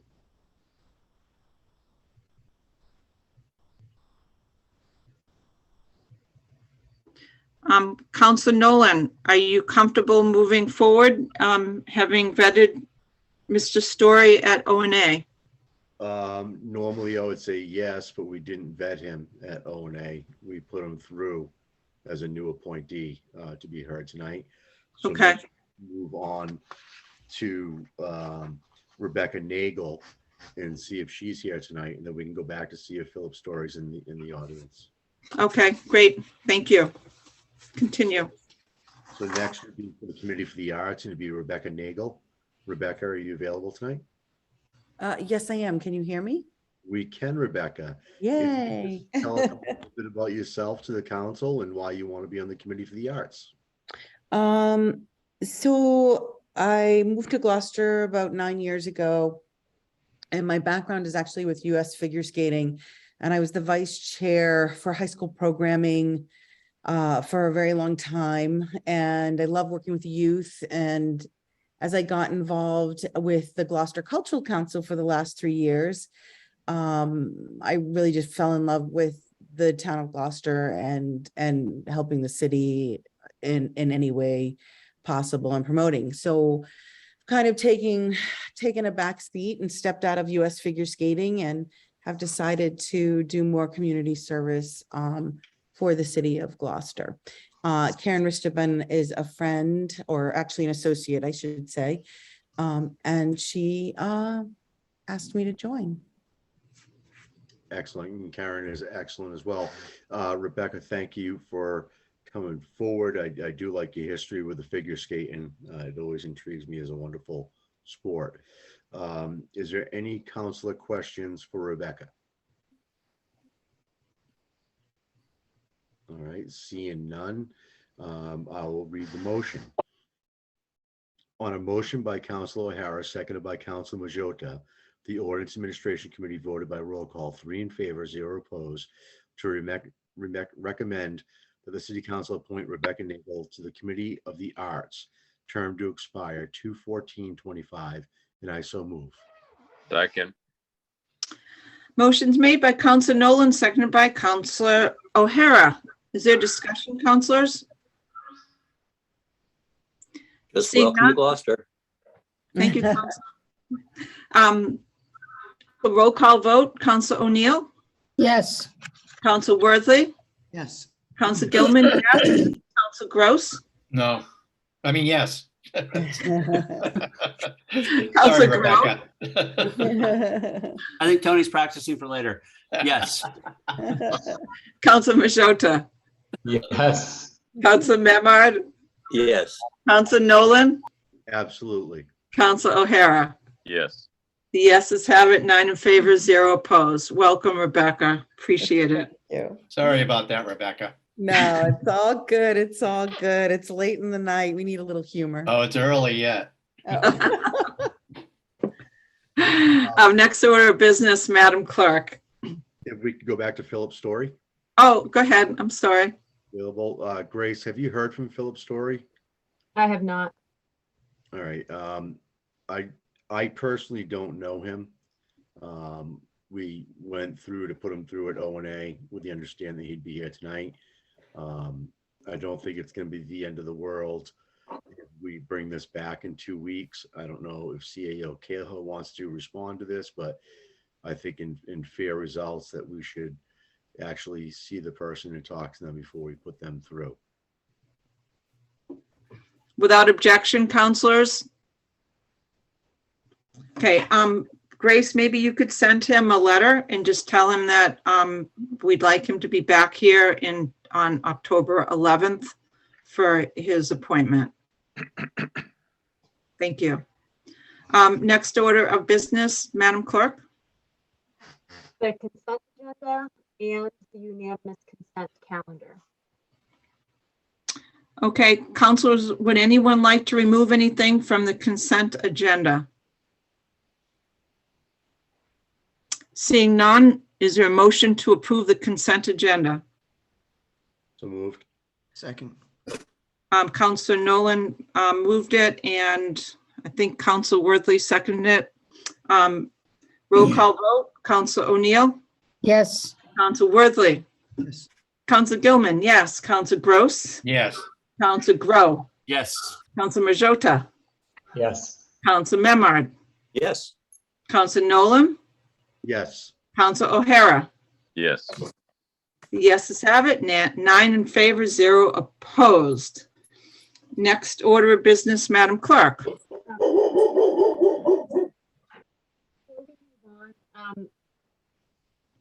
David Fields his appointment was made with the term to expire in 2025, but there was no expiration in the vote at O&A. I believe that Grace, I'm still having a hard time hearing you. So if you can just kind of move right into the microphone, that would be great. But I think what you said was that there was, in the vote, at ONA, there was not a term to expire.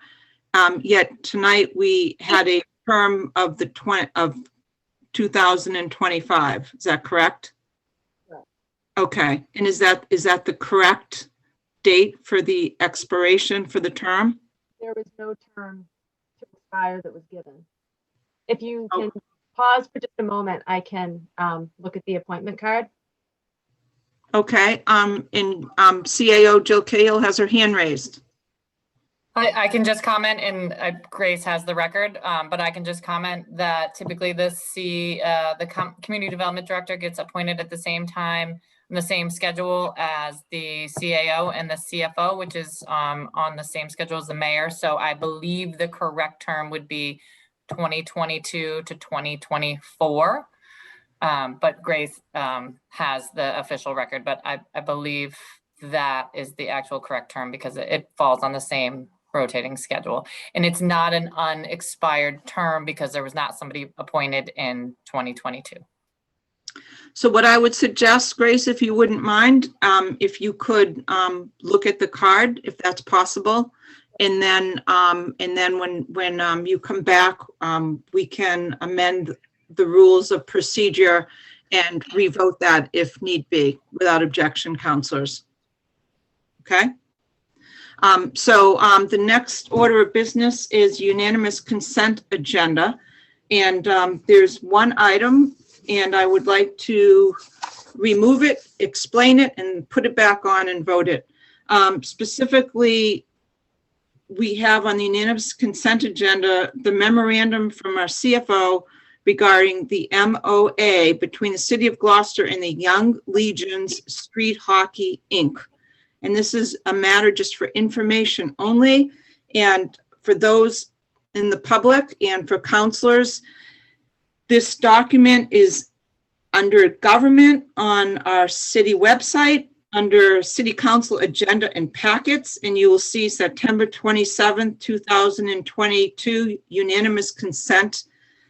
And the entire document with all the information is there for us to read, and this is just for information only. So without objection, I move to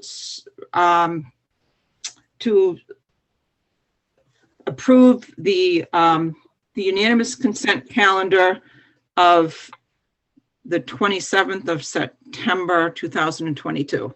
Second. I moved it, seconded by Counsel Nolan. Roll call vote. Counsel O'Neill. Yes. Counsel Worthley. Yes. Counsel Gilman. Yes. Counsel Gross. Yes. Counsel Grow. Yes. Counsel Majota. Yes. Counsel Memhard. Yes. Counsel Nolan. Yes. Counsel O'Hara. Yes. Yeses have it. 9 in favor, 0 opposed. Go ahead, Counsel Worthley. Going back to the prior issue regarding the community development director, section 2-97. Counsel Worthy, you're muted. I think your Bluetooth is off. Grace, you are back. Were you able to get the card? I am not able to find a record that Mr. Fields has been sworn in yet. But the expiration date would be February 14th of 2024. It's a 2-year term. Okay. So Counsel Worthy, you are still frozen. I don't know if you can speak, but I know that you had something to share. Can you share what you were going to say? Yeah, I'm just going to say section 297 of the Code of Ordinances says it's a 2-year term appointed in the even years. So I think you've got it right, Grace and Val, it's through 2024. Okay, so without objection, even though we've already voted this with an expiration of 2025, I'd like to revote this. And Counsel Nolan, if you would you kindly just make that motion again and we can revote it. We are suspending our rules of procedure and we're revoting something that we revoted earlier because we want to be correct. Absolutely. So on a motion by Counsel O'Hara, seconded by Counsel Majota, the Ordinance Administration Committee voted by roll call, 3 in favor, zero opposed, to recommend that the city council appoint David Fields as Community Development Director, term to expire 2/14/24. And you move it, right? Did you already move it? Okay, Councilor Nolan moved it and it was seconded by Councilor O'Hara. Further discussion, councilors? Good catch, everybody. And this is, I'm grateful that we figured this out. Thank you. Councilor O'Neill, Yes. Councilor Worthley, Yes. Councilor Gilman, yes. Councilor Gross, Yes. Councilor Grow, Yes. Councilor Majota, Yes. Councilor Memard, Yes. Councilor Nolan, Yes, David's gonna have to work a little harder for that extra year. Councilor O'Hara. Yes. The yeses have it, 9 in favor, 0 opposed. Thank you. Next order of business, Madam Clerk. Where did we leave off when I stepped away? It sounds like. So we have done the unanimous consent calendar, and at this point, we're ready for the next item on the agenda. Okay, that is the Budget and Finance Standing Committee report of September 22nd, 2022. Great, thank you. So I'm going to turn control of the meeting over to our BNF Chair, Councilor Scott Memard. So you have the floor, Councilor. Thank you. Thank you very much, Madam President. I believe there are 4 items for your consideration from Budget and Finance this evening. And then we also have some public hearing matters subsequently. But the first item in our report is a memorandum from the DPW Director requesting acceptance of a small-scale initiative award from the Mass Department of Environmental Protection in the amount of $1,500. And I'll go ahead and read the motion if that's all right. We can have a discussion Please. following. Thank you. On a motion by myself, seconded by Councilor Gross, Budget and Finance Committee voted by roll call, 3 in favor, 0 opposed, recommend that the City Council accept under Mass General Law 4453A a state grant from the Massachusetts Department of Environmental Protection for a Sustainable Materials Recovery Program grant for small-scale initiatives in the amount of $1,500 to purchase supplies for the recycling program. The grant period is through June 30th, 2022, and there is no local grant, no local match for this grant, and I so move. Second. Motion made by Councilor Memard and seconded by Councilor Worthley. Is there a discussion? Councilor Grow. Is this for 2022 or 2023? No, the date is correct. It's a grant we received last year that we just never approved. The DPW Director Hale presented this to us as something that was coming through and needed to be accepted at this time. And it relates to some specific recycling programs that they underwrite, special purpose recycling. So to follow up on Councilor Grow's question, this is the period is over, and we were just trying to make sure that we've approved this.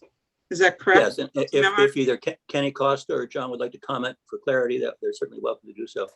Okay, and also Councilor Gross has his hand raised as the Vice Chair of BNF. So Councilor Gross, and then we can ask. Yeah, this was like an addendum that was added on. We didn't initially qualify for this grant. And then they notified us that we would qualify for this. And so I guess that and we asked Mike and he said, yeah, the dates are correct, but we do qualify for this. All righty. Okay, thank you. It does look a little, the optics are rather odd, but that was the explanation we were given, that yes, everything is, and if you look at the grant itself, the dates are all okay. Okay, and John Dunn, you made yourself visible, so thank you. And I know it's late for you, so if you could just add to that as our CFO, that would be great. And again, this happens sometimes that there's some extra money that comes out of particular grants from the state, and they don't come until the end. So we got one of those. Great, thank you.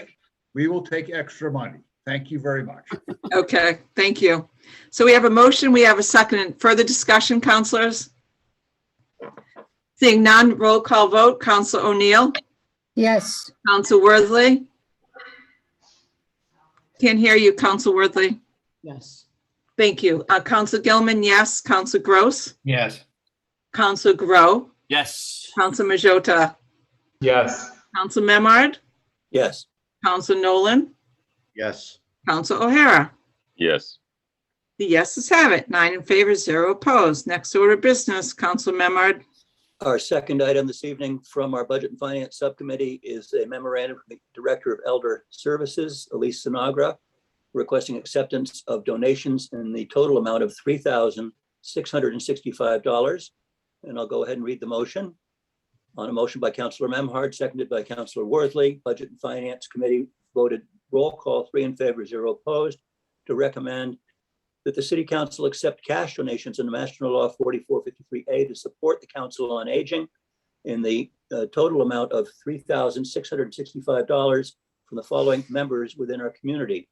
And those are Jerry Favillaro, Andrea Mackey, Marilyn Grant, Joanne Haight, Angela and David Rich, Richard Gardner, Pamela and Antonio Gentile, and Annette Hale, for a total of $3,665, and with particular gratitude for large donations by Dr. Richard Gardner and the Gentiles.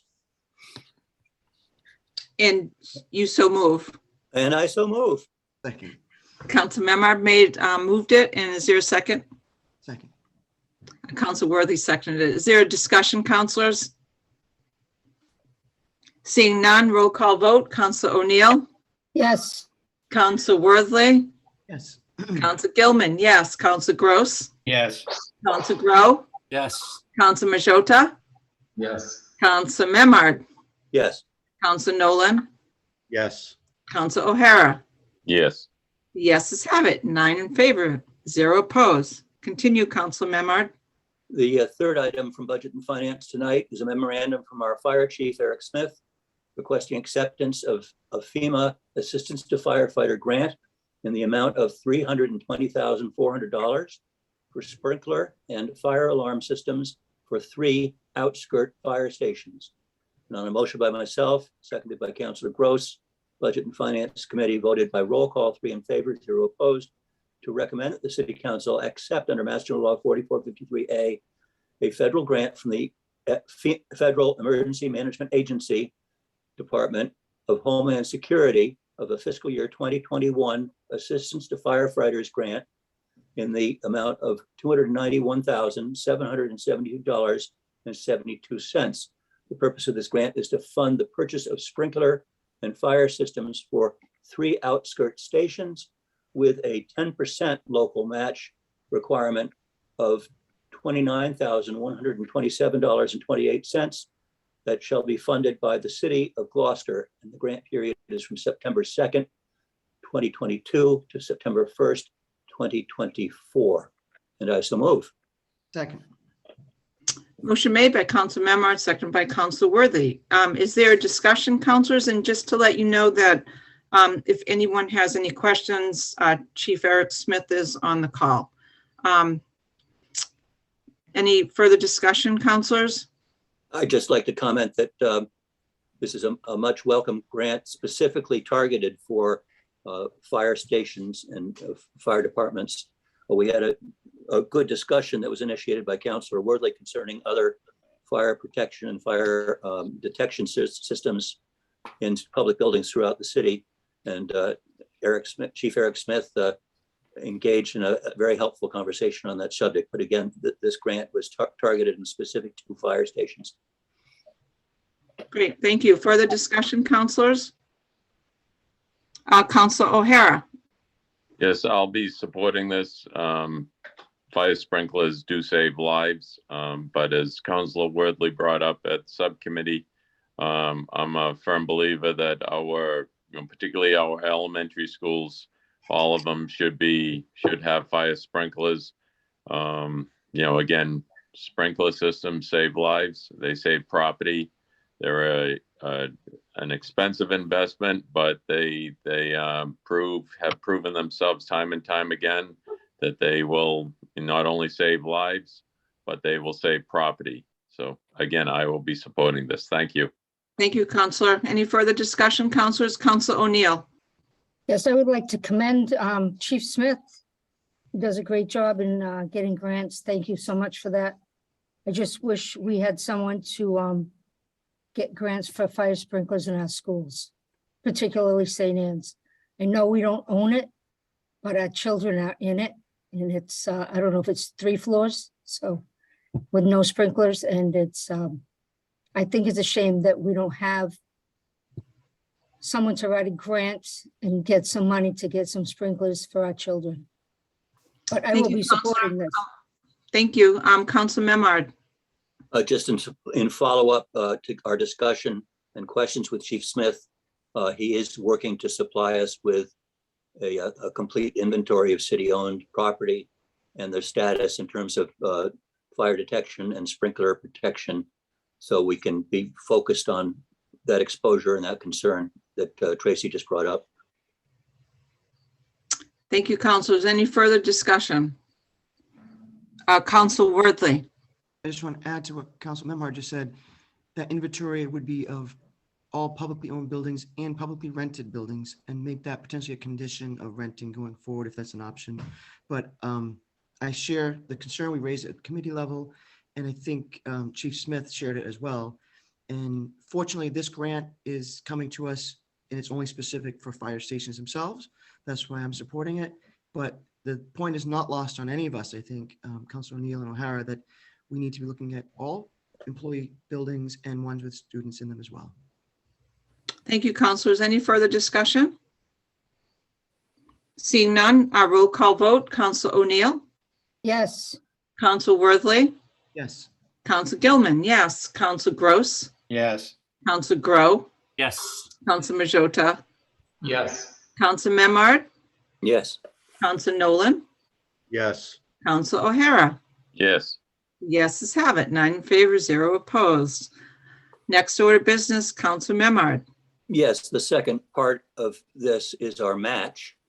And for this very measure, it's a supplemental appropriation budgetary request 2023 SA5 from our treasurer in the amount of $29,127.78. And a motion by myself, seconded by Councilor Gross. Budget and Finance Committee voted roll call 3 in favor, 0 opposed to recommend the City Council approve a supplemental appropriation 2023 SA5 in the amount of $29,127.78 from the Building Maintenance Stabilization Fund undesignated fund balance account as noted to the Building Maintenance Stabilization Fund Fire Sprinkler and Fire Alarm Systems Building Improvements account number as noted for the purpose of partially funding the purchase of sprinkler and fire alarm systems for our 3 outskirt fire stations with a 10% local match requirements for a fiscal year 2021 Assistance to Firefighters grant, and I so move. Second.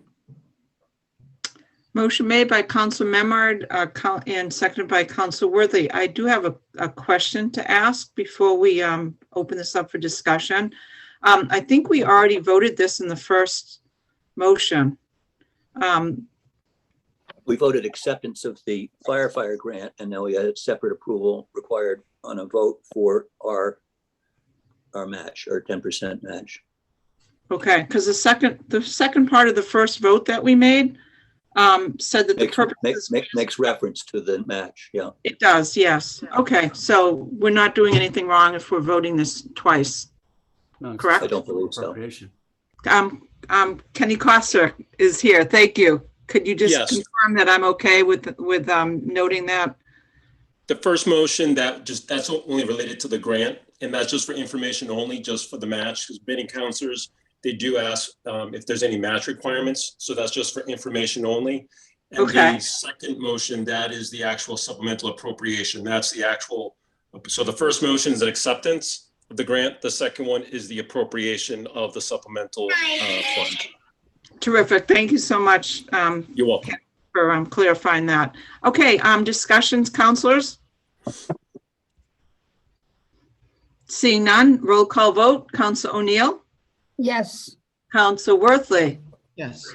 Council Gilman? Yes. Council Gross? Yes. Sorry. Yes. Council Grow? Yes. Council Majota? Council Marjota? Yes. Thank you. Council Memard? Yes. Council Nolan, Council O'Hara. Yes. Yeses have it, 9 in favor, 0 opposed. Thank you. Council Memard. Next order of business, Madam Clerk. The September 19th, 2022 Ordinances and Administration Standing Committee report. Council Nolan. I have no items tonight. Thank you. Next order of business, Madam Clerk. September 21st, 2022 Planning and Development Standing Committee report. Councilor Grow. Thank you very much. We have one item on tonight from the September 21st meeting, and that is a acceptance of a memorandum from the General Counsel. It's not the acceptance of the memorandum, it's the acceptance of granting an easement from the City of Gloucester to Mass Electric for 11 Webster Street, which is the new school construction. And I'm happy to explain it, but we have Kathy Clancy here who might do a better job of that, but it's something we got to do. Thank you. Chairperson Clancy, you have the floor. Sure. I mean, it's a pretty straightforward and simple that anytime National Grid goes on to property, whether it's public or private, they have easements, and that's how we all get our electric, and that's how our utilities are repaired and maintained by the by the providers. So this basically grants them access to provide power to the new school and access to service it whenever that is necessary going forward. Thank you. Council Grow, continue. Yep. Well, let's just go right to the motion, which is on a motion by Councilor Grow, seconded by Councilor O'Neill.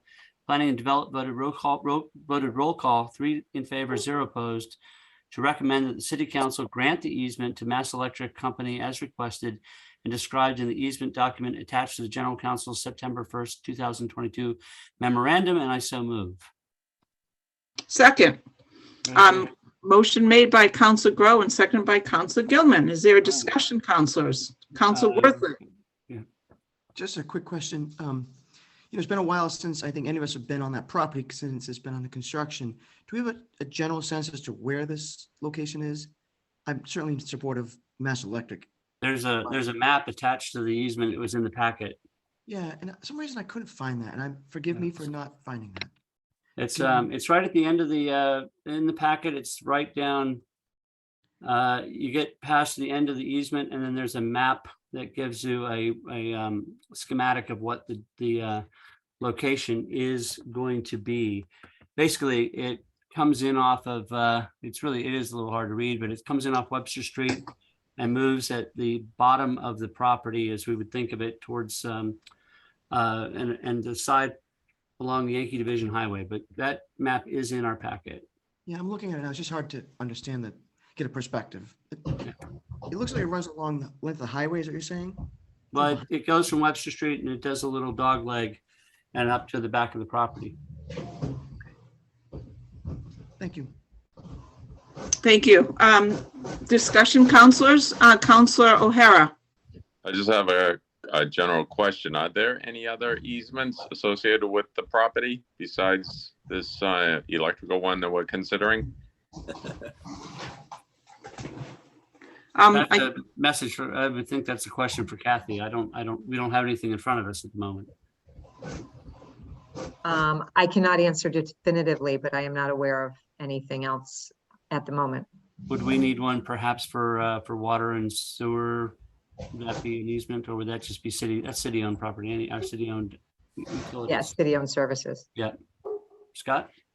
I would just comment in response to the question that there appear to be several easements that go back to the 1924, 1930 period when the Cape Pond Ice Company transferred the property to the City of Gloucester, and those easements appear to have been abandoned, and the ice company has no interest in claiming access across those easements on the property. Thanks for clearing that up. Thank you. Yeah, we're back to the voting, I think, right? Any further discussion, councilors? Seeing none, a roll call vote. Council O'Neill. Yes. Council Worthley. Yes. Council Gilman. Yes. Council Gross. Yes. Council Grow. Yes. Council Majota. Yes. Council Memard. Yes. Counsel Nolan, Yes. Counsel O'Hara. Yes. The yeses have it, 9 in favor, 0 opposed. To that end, Kathy, it's thank here you. at the Planning and Development Subcommittee report. Thank you very much. And thank you, Kathy, for being here for a long night. Appreciate it. Next order of business, Madam Clerk. Public hearing 2022-024, amendment to loan order 2019-001, loan authorization request in the amount of $1,541,350 for the demolition and reconstruction of the Magnolia Pier. I'd like to open the public hearing and ask our CAO, Jill Cahill, to explain. Thank you. Thank you, Madam President. And again, this is an issue Mayor Verga would have really deeply liked to be here for this evening. Unfortunately, he cannot be, so I will be representing him. We are really happy to be able to bring this forward. I think many people, we've shared over numerous times the timeline regarding the Magnolia Pier. Mayor Verga is thrilled to bring forward this loan order to fund the reconstruction of the float and ramp, as well as a new, and I'm not going to use a technical term the way TJ will, but a way to raise and lower the ramp in a way that we can secure it. And I'm guessing Councilor Nolan can probably explain it better as well. In a way that we can prevent the storms, the damage that's been done in 2 storms now. So one piece that CFO Dunn wanted to make sure I brought up is that the delay in bringing this forward was based on waiting for a FEMA reimbursement from 2018. That's the way FEMA works. So here we are today, thrilled that we'll be able to replace this part of the Magnolia Pier. As you know, the pier, the main part of the pier is still there, but the float is a really important part for many of our residents. And Mike Hale updated, I believe, the BNF committee and also me tonight. Sorry, he couldn't be here. That the design is, preliminary design is done. They have some permitting to work through. Construction will be in the spring, but it's weather dependent. And those who know the area know that this is open water. It's extremely difficult to find the right weather to do this construction. They tell me August is really the only month. But our goal is to get it done in the spring, assuming we have some low wind, low wave days. And I don't know if CFO Dunn has anything to add. If you guys have questions about the loan order itself, we're happy, or the reimbursement from the 2018 storm. But the short version is we look forward to moving forward with construction in the spring on I should say, reconstruction of the Magnolia Pier. And I want to thank Councilor Nolan, Magnolia Pier Advisory Committee, Ted Costa, and everyone who's supported the mayor through this. You know, this was one of the things we inherited in January of 2022 when the mayor took office, and he started action immediately. And we're thrilled to be here today to bring this to you. Thank you. John Dunn, love to hear from you as well. Well, I would just like to repeat what Jill said. Again, we have a situation where we did a lot of repairs and there was some damage done back in 2018. And now we're receiving the benefits of that in 2022. So here we are, we're gonna do it and make it, as best as we can. And so this is now the third or the second renovation of this loan order. But we're happy to be able to present this and hope that you approve it tonight. Great, thank you. Anyone else from the public would like to speak in favor? Seeing none, is there anyone that would like to speak in opposition? Seeing none, Madam Clerk, are there any communications? There are none. Councilors, do you have any questions to ask of either our CAO, Jill Cahill, or our CFO, John Dunn? Council Worthy and then Council Gross. I'd be happy to yield to Councilor Gross since he's the waterways expert. Council Gross. So I just, for, Mr. Dunn didn't tell us that the FEMA, actually, this increase in this loan order is actually corresponds with the amount of money we got from FEMA. So this is basically an acceptance of the $391,349.78 that got added to the previous loan order that was increased to $1.15 million. So this is really just an acceptance of the FEMA money is what this is. This is not an increase of borrowing. Just so everybody's clear on that. Thank you. Anyone else have any questions? John Dunn, would you like to speak to that? No, I would agree with Counselor Gross, and I'm sorry for not mentioning that. You don't owe us any apologies. Thank you. Counselor O'Neill, questions? Counselor O'Neill, you are muted. Sorry. This says demolition. There will be no demolition. Is that correct? CAO Jill Dunn or Counselor Nolan? I defer to Counselor Nolan. Okay. You have the floor, Counselor Nolan. I do. The way that these things work is when we have an open loan order and there's money added or money deducted or asked for, it starts with the original verbiage. So Okay. that's why it started off with the demolition and the replacement. It was definitely Got it. not a demolition. We have a 100% state-of-the-art, beautiful Magnolia Pier that Okay. would add to its durability and modern aesthetics, and a gantry for lifting the ramp up during storms to make it comparable. So it's just in the wording of the open loan order that was Okay. added. Thank you. Great, thank you. Any further questions, counselors?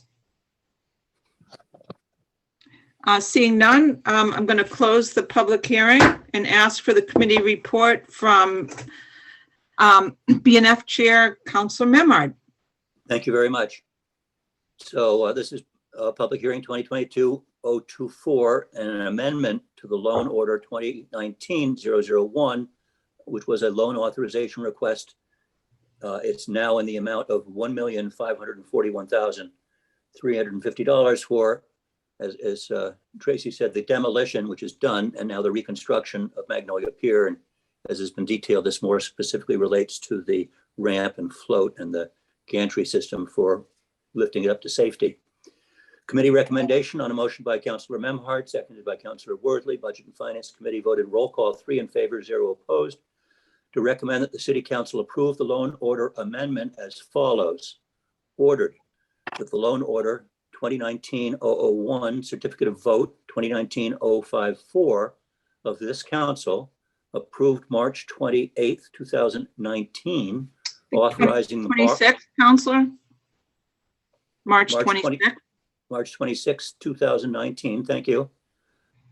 Authorizing the borrowing of $900,000 to pay costs of the demolition and existing and reconstruction of the existing and reconstruction of a new Magnolia Pier, as amended by certificate of vote 2019-088, approved June 11th, 2019, in the amount of $1,150,000, is further amended in its entirety to provide as follows. The City of Gloucester appropriates $1,541,350 to pay costs of the demolition of the existing and reconstruction of a new Magnolia Pier, including costs incidental or related thereto. To meet this appropriation, the treasurer, with the approval of the mayor, is authorized to borrow said amount under and pursuant to Mass General Law, Chapter 44, Section 7, or pursuant to any other enabling authority. The mayor and any other appropriate official of the city are authorized to apply for, accept, and expend any grants or gifts that may be available to the city to pay costs of the projects. Any premium received by the city upon the sale of any bonds or notes approved by this vote, less any such premium applied to the payment of the costs of issuance of such bonds or notes, may be applied to the payment of costs approved by this vote according in accordance with Chapter 44, Section 20 of the general laws, thereby reducing the amount authorized to be borrowed to pay such costs by a like amount. And further ordered that the treasurer is authorized to file an application with the Municipal Finance Oversight Board to qualify under Chapter 44A of the general laws any or all of the bonds authorized by this order, and to provide such information and to execute such documents as the Municipal Finance Oversight Board may require for these purposes. And I so move. Second. Motion made by Council Memard, second by Council Worthley. Is there a discussion, councilors? Council Nolan. First of all, this was something that's been going on for a while. We had the pier was resurrected and built, and it's beautiful. We had a portion of the pier that was not new, and it did take some substantial damage during storms in the beginning. COVID hit. It got lost in the wind through the next 2 years. In February of this past year, Mayor Verger had contacted me, Teddy Costa, Mike Hale, and TJ Shimataro, and we had a meeting. So this is only 1 month into his term, to discuss what needed to be done, why it had to be done, and what we could do to make this happen. So at that meeting, it was clear where I stood and what I was looking for. And through the timetables, the mayor ended up putting the request through for the permitting and the funding for the study, the design, and so on and so forth. Very, very adamant about getting this done for the people and making sure it was done right. There was no rushing on this. It was 100% going to be done right, or it wasn't going to be done at all. FEMA had come through with some funding for this that made a big difference in getting it done to work with the offset to the cost. But from the start, this has been something that the mayor has been working on with CEO Cahill since February. We've talked weekly to bi-weekly on it until it finally come to fruition. And this does not have anything to do with the outhalls. That is a totally different situation. But I couldn't be happier with this administration and bringing forth to one of the bigger areas that I work for, to bring them something that's going to make their life complete, something that's an important part of it. So I want to thank the administration wholeheartedly on getting this done. Thank you. Thank you, Counselor. Any further discussion, councilors? Council Worthley and then Council Gross. Yes. So firstly, I'm looking forward to supporting this. Thank you, Mayor Verger, Jill Cahill, and literally the leadership of Council Nolan to keep the pressure on and keep the focus on in sometimes a very, I don't know, hostile environment. Sometimes people were really trying to get back in the water as quickly as possible. I give you a lot of credit. I asked at Budget and Finance if there's a way to hasten this, and I've learned that they need to do all new permitting. And as Councilor Gross reminded me and everyone on the committee, that this is already fast-tracked. To get any new permitting on the waterways in less than a year would be remarkable. And so it looks like it's on track for a success story. It doesn't have anything to do with the dinghies, the outhauls, and that's a whole other conversation, which I think is still forthcoming. And I give you credit, Council Nolan, for balancing that as well. So I'll be supporting this and happy to see this come forward. Thank you, Council Worthy. Council Gross. Yeah, as Councilor Nolan pointed out, this was an integral part that probably should have been done right from the get-go. The ramp that they put on was a much larger, longer, heavier ramp, and the float that was there was built at the high school, wasn't necessarily the most durable for that, for those conditions over there with a heavy ramp sitting on it. And so this will really, because it's just too heavy for any of the small operators around here to be able to lift, you'd have to bring a big barge in with a crane to lift this up. So this will, the longevity of everything over there and the enjoyment of the pier will be greatly enhanced with this. And also, I just want to take an opportunity to point out that this is a great example of the piece that was just read in here in the motion about being able to accept and expend any grants or gifts that are available, even though it's called an appropriation. This is where that grants and gifts piece comes in. And so I just wanted to point that out, that this is a great example of that. And we should be very thankful for that. Thank you. Thank you, Counselor. Any further discussion, counselors? Counselor O'Hara. Thank you. I just want to thank Councilor Nolan as a resident of Magnolia. This is extremely important, not only to Magnolia residents, but everyone who has a boat in Magnolia, Manchester Harbor. Also want to thank Councilor Gross, as he's pointed out numerous times, and I know it, and everyone who knows the harbor, it is open water, so it's not a protected water sheet. So having the ability to raise the ramp, I personally have been involved a few times dropping the previous ramp during storm events to protect the pier. So this is going to be a great asset to everyone who uses the pier and enjoys the pier. So I want to thank Councilor Nolan, the administration, for their efforts. Thank you. Thank you, councilors. Any further discussion? Councilor Grow. I just want to put a little shout out that this will also enable the incredible fine work of photographer Michael Prince to continue his jump series. I think if anybody hasn't seen them, Michael Prince photography, it is phenomenal and well worth a visit to his website. So I would have supported it just for that. Thank you, Counselor. Any further discussion, councilors? Seeing none, roll call vote. Counselor O'Neill. Yes. Counselor Worthley. Yes. Counselor Gilman, yes. Counselor Gross. Yes. Counselor Grow. Yes. Counselor Majota. Yes. Counselor Memard. Yes. Counselor Nolan. Absolutely, yes. Counselor O'Hara. Yes.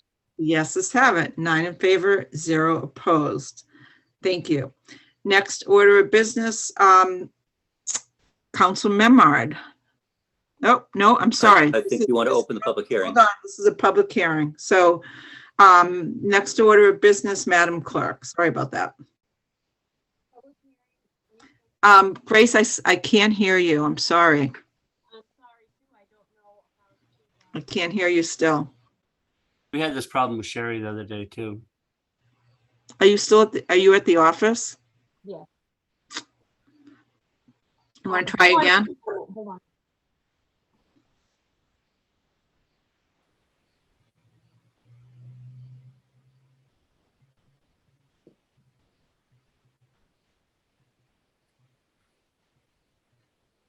I think we should appropriate some money for a new microphone.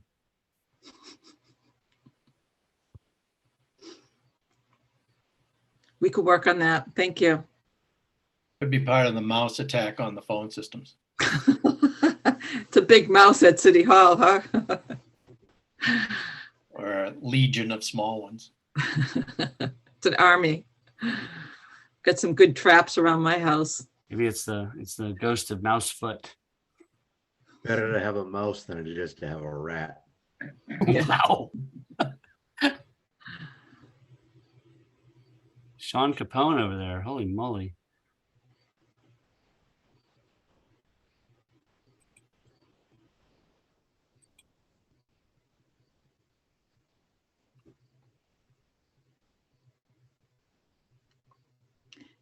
Grace is so good technically. I'm sure she's got something up her sleeve. She might be calling in right now.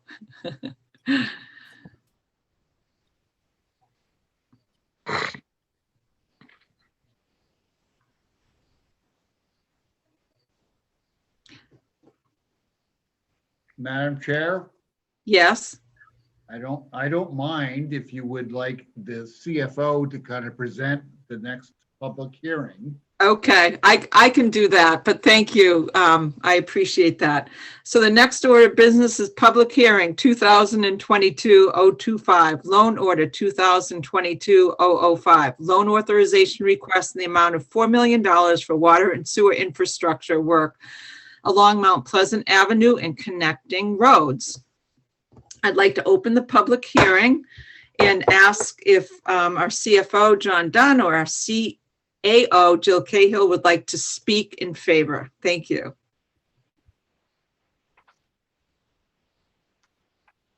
I'm happy to yield to you, CFO Dunn. You seem anxious to jump in. Yeah, so in-ground stuff, right? Yeah. So as DPW Director Mike Hale presented at Finance and Property the other night, what we have is a pretty much a $4 million project to redo old lines, mostly water lines, and to also do a bit of sewer lines in the same. So the $4 million is going to be kind of, divided between 3.25 million for water lines, 0.75 million for sewer lines. These are lines that are really basically the oldest in the city. So we do need to do these. Grid will come in behind or with us to redo some lines in the same trenches that are gas lines. And as we go through that, this will be generally a wonderful thing that happens. And then what will happen is it will actually be paved. So. I'll only add fully restoring the sidewalks and the pavement. And the sidewalks. I'm sorry. Yes, you're right. So this is a good project. That's where we were thinking it's going to end up. And this will be a wonderful thing for the neighborhood. Should be done late next spring, if you're looking for a timeline. Thank you. Thank you. So anyone else like to speak in favor?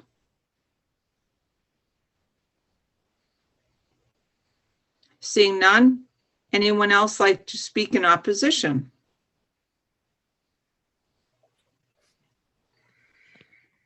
Seeing none, and I'm grateful that I can see that Grace is now able to speak if needed. So thank you, Grace, for logging on. Seeing none, Madam Clerk, do we have any communications? No. Questions from counselors? Would just note that this is a project that started about 3 weeks ago to take advantage of the weather. Thank you. Councilor O'Hara, you had your hand raised. Questions? Sure, thank you. I don't know if CAO Cahill or CFO Dunn can answer this, just for the public's knowledge. Will the old infrastructure, the old water lines, the old sewer lines, will those be removed during this project? Either CFO Dunn or CAO Cahill, do you know the answer to that?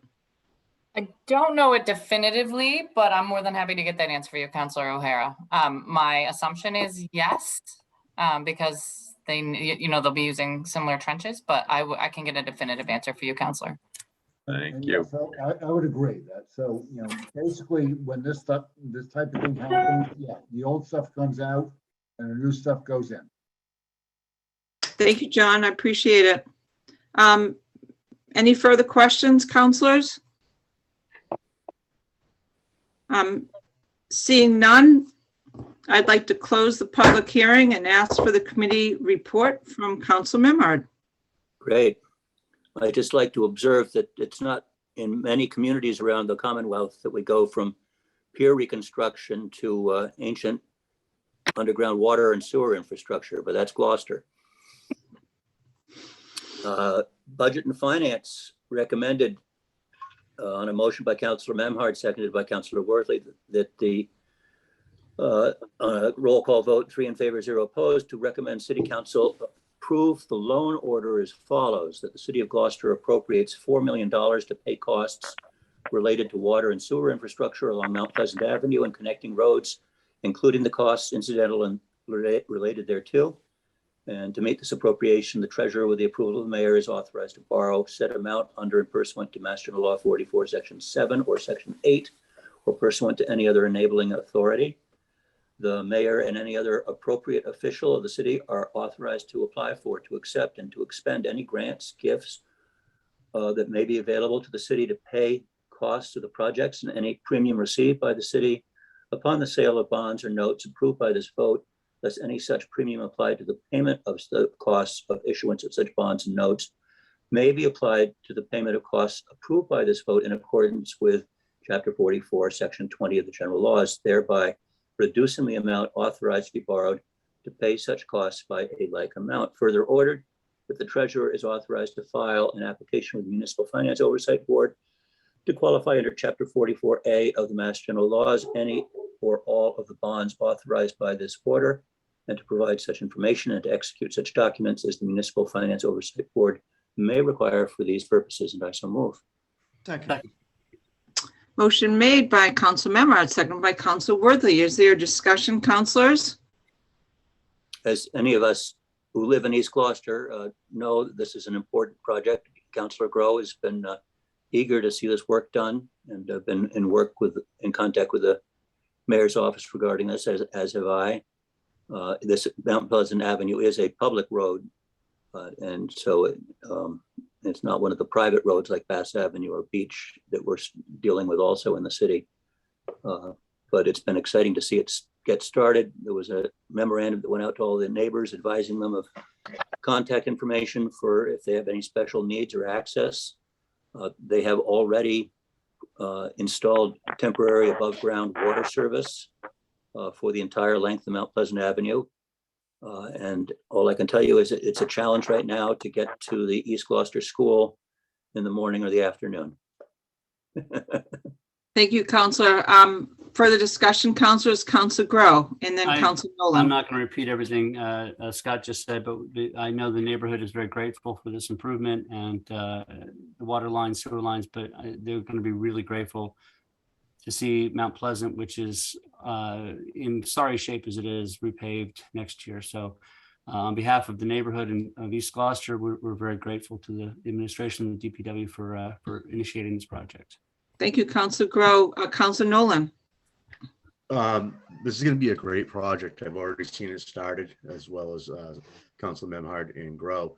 The neighborhood really could use the upgrades, the water infrastructure, and the other thing that happens with these projects that is important to me is the additional fire hydrants. The ordinance is now on fire hydrants and the distances between when they were done. I imagine probably in the 30s. It's probably going to add a few more fire hydrants, more reliable systems, and the road will be perfect. And the sidewalk is essential. I drive along the city an awful lot, and that's a road that's well traveled by people walking with their families, whether they're going from the beach road, doing the small loop and avoiding parts of East Main Street. It's a wonderful, beautiful neighborhood to go for a nice, safe walk. And I think this is going to complement everything, and I couldn't be happier for the residents over there. Thank you, Councilor. Any further discussion? Seeing none, roll call vote. Councilor O'Neill. Yes. Councilor Worthley. Yes. Councilor Gilman, yes. Councilor Gross. Yes. Councilor Grow. Yes. Councilor Majota. Yes. Councilor Memard. Yes. Councilor Nolan. Yes. Councilor O'Hara. Yes. The yeses have it, 9 in favor, 0 opposed. Next order of business, Madam Clerk. For council vote, memorandum from the city clerk requesting city council vote to reduce in-person early voting hours by 50% for the first week of early voting, October 24th through October 28th, for the November 8th, 2022 state election, in accordance with Chapter 92 of the Acts of 2022, Section 25B, subsection 14B32. Thank you, Madam Clerk. And if you would just elaborate on this and educate the counselors on exactly what this is, that would be great. Okay. There will be 2 weeks of early voting leading up to the November 8th state election. So for week 1, the state does allow municipalities to vote to reduce the early voting hours by 50% for the first week. The second week of early voting, that would be the week closest to the election, we are required to be open for early voting for our full business hours. And the reason that we want to reduce this by 50% is because the turnout for early voting in person was very small here in Gloucester, and I have some numbers for you. So we were required to be open, actually, on Saturday, which is another requirement, and I'll explain that after. On Saturday, we had, for 6 hours, we had 24 early voters. Monday, 28, Tuesday, 13, Wednesday, 20, Thursday, 36, and Friday, 28. We are open for early voting for 36.5 hours. That broke down to 3.5 voters per hour. And it required 123 hours of volunteer time. So it just, the numbers don't add up where we have this option to be open for fewer hours for the first week. It's much better for our office because we have a lot of prep work that has to take place. Secretary Galvin distributed these numbers in Gloucester for the September primary. We had a 25.7% turnout. Out of that 25.7%, 41.9% were mail vote by mail, and only 2.3% were early voting in person. And just to follow up on the prep work in the office, in the weeks leading up to the election, look at my numbers, we mailed 3,663 ballots. So we have to process the applications, we have to enter them into the computer, we have to get them mailed out, and then once they come back, we have to check them in, verify the signatures, and get them all alphabetized and placed in our vault, and the prep work that goes with getting them ready to go to the polls on election day. So there's a lot that we're doing in our office. Staff from our office have to be upstairs during early voting in case any questions come up there. So it would be very good for us to be able to take advantage of the 50% reduction for week one. Thank you, Grace. Any questions of Grace before I ask Councilor Nolan, who oversees the clerk's office in his role of O&A, to make the motion? Any questions for Grace? Grace, I'd just like to just add something that I had asked when you were discussing this with me. About 50% of all the municipalities are taking advantage of this 50-50, this 50% reduction. Is that correct, of the 359 municipalities? That was a number that the city clerk got, and I believe it was in reference to the 50% reduction, the municipalities taking advantage of it, because across the board in Massachusetts, it was very low turnout for early voting in person. Okay, thank you. Any further questions, councilors, before we ask Councilor Nolan to make this motion? Councilor Memard? Just to clarify, Grace, is this relates strictly to this year's election and doesn't set a precedent or set a standard for next year's general elections or anything else in the future? Well, it's written into the law, as the law stands right now, that for a general election, there is 2 weeks of early voting, and municipalities can reduce the first week of the early voting by 50%. And when it comes to municipal elections, I believe that's something that the council votes on, whether early voting in person is even offered. So, Grace, to follow up with Councilor Memard's, we'd have to revote this again in following years, because right now we're voting this for a certain week for reduced hours. Yeah. Correct? Okay. Yeah. Thank you. Any further questions for our clerk? Seeing none, Council Nolan, would you make the motion? I move to reduce the in-person early voting hours by 50% for the first week of early voting. Excuse me, 10/24/22 through 10/28/22 for the November 8th, 2022 state election in accordance with Chapter 92 of the Acts of 2022, Section 25B, subsection 14B(3)(2) as follows. Monday, October 24th, 2022, 8:30 a.m. to 11:30 a.m. Tuesday, October 25th, 2022, from 8:30 a.m. to 11:30 a.m. Wednesday, October 26th, 2022, 8:30 a.m. to 11:30 a.m. Thursday, October 27th, 2022, from 11:30 p.m. to 6 p.m. and Friday, October 28th, 2022, from 8:30 a.m. till 12 p.m.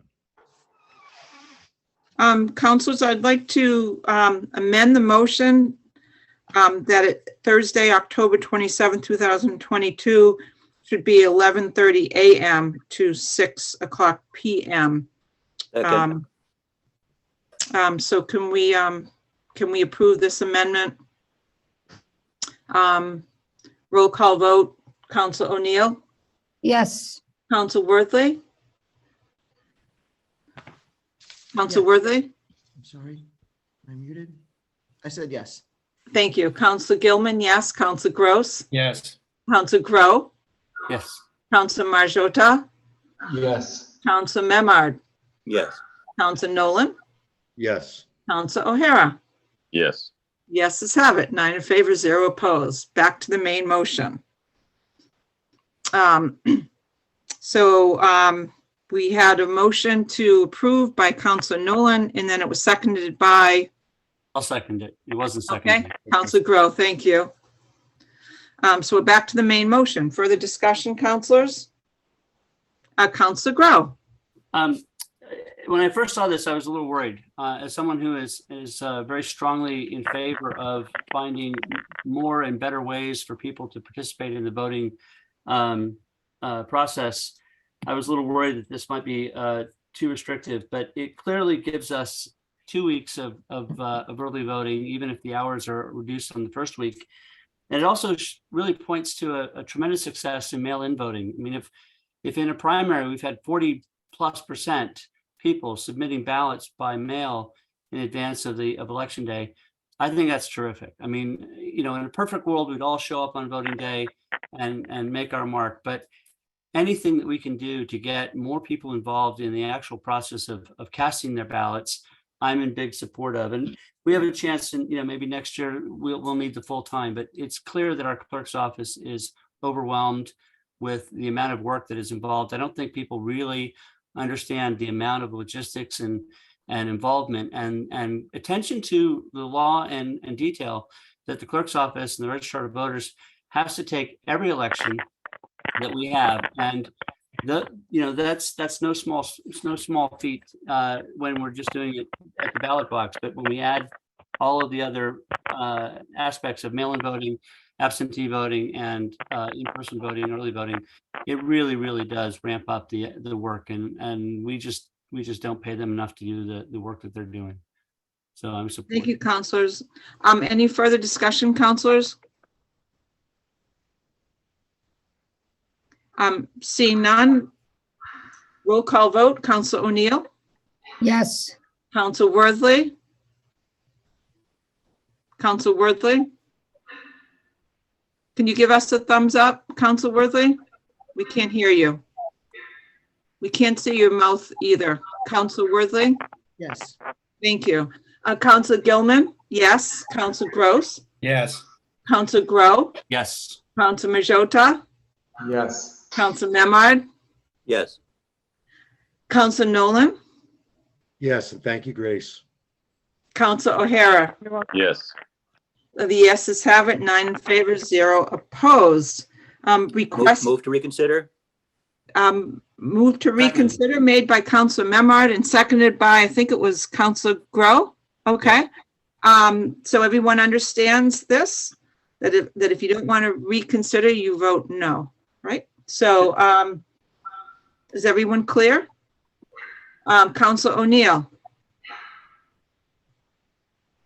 Counselor O'Neill? Okay, we'll go back to Counselor O'Neill. Counselor Worthley? Yes.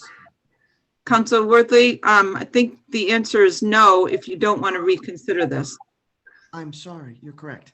No. Okay, great, thank you. Counselor Gilman, no. Counselor Gross? No. Counselor Grow? No.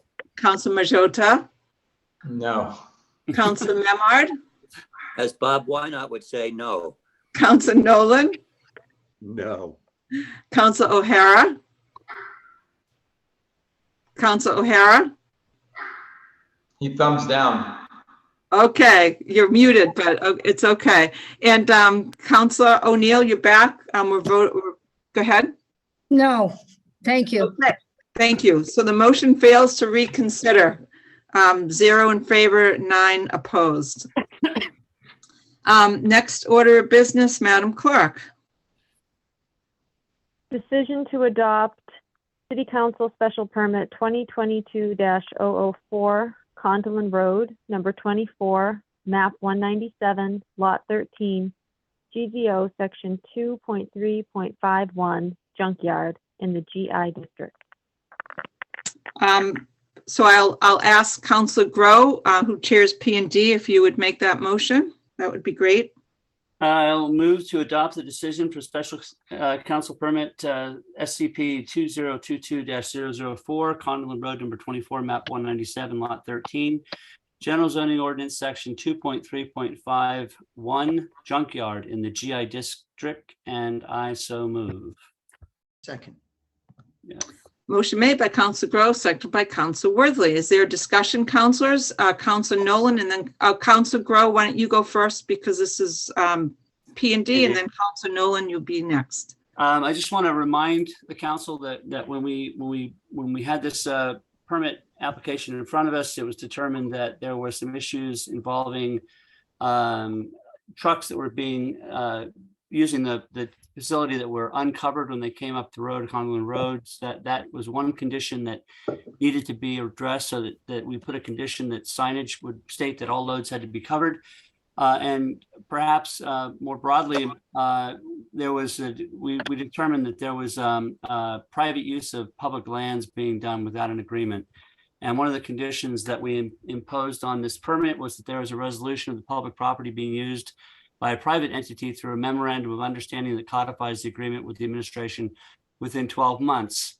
I had a brief chat with Suzanne Egan today, and that has not been resolved to this point. It is a condition of the permit, so they will have to come to a conclusion with the administration, and I imagine that would come back to us in some regard. So, you know, those conditions are in there. Suzanne did say that we are good to go on approving the decision because it contains those conditions, but I just wanted to remind the council that they were there and that we should pay attention to make sure that they're being attended to by the applicant. Thank you, Counselor. Counselor Nolan. Great job, Jason. Took away half my work there. It was awesome. There is a couple of things. One, it's being called a junkyard because we don't have a classification for a transfer station, and our building inspector had suggested that we put it under junkyards. However, the conditions also stated from Attorney Favazzer is that it's clean wood. It's not rubbish or household refuse or anything like that. It's construction material that will be dumped, and it's just referenced as junkyard because that was a category that we had. But it's not going to be a junkyard. It's still going to be a transfer station, accepting clean building materials only. Thank you, counselors. Counselor, any further discussion? Counselor Memard. Just following up on Counselor Grove's summary, is it been confirmed at least that they've posted the loads must be covered when they're brought in? I am not aware of that, but Sean might know. Counselor Nolan has his hand raised. Counselor Nolan. They do have a sign made and ready to go. However, they haven't opened up their operations yet. But they are well aware of it, and they're also well aware of the paper road, and they're working on a strategy to get that cleaned up as well. But they know that they'll definitely have that sign up before they open up. Thank you. Any further discussion on the motion to adopt? Seeing none, roll call vote. Council O'Neill. Yes. Council Worthley. Yes. Council Gilman, yes. Council Gross. Yes. Council Grow. Yes. Council Majota. Yes. Council Memhard. Yes. Council Nolan. Yes. Council O'Hara. Yes. Yeses have it. 9 in favor, 0 opposed. Next order of business, Madam Clerk. Decision to adopt City Council Special Permit 2022, number 5, Granite Street, number 58, map 5, lot 25, GZO, section 2.3.17, conversion to or new multifamily or apartment dwelling, 4 to 6 units, and 3.2.2 footnote A, dimensional requirements for multifamily dwellings and their accessory uses other than signs, for the conversion of a 2-family to a 4-unit multifamily in the R5 district.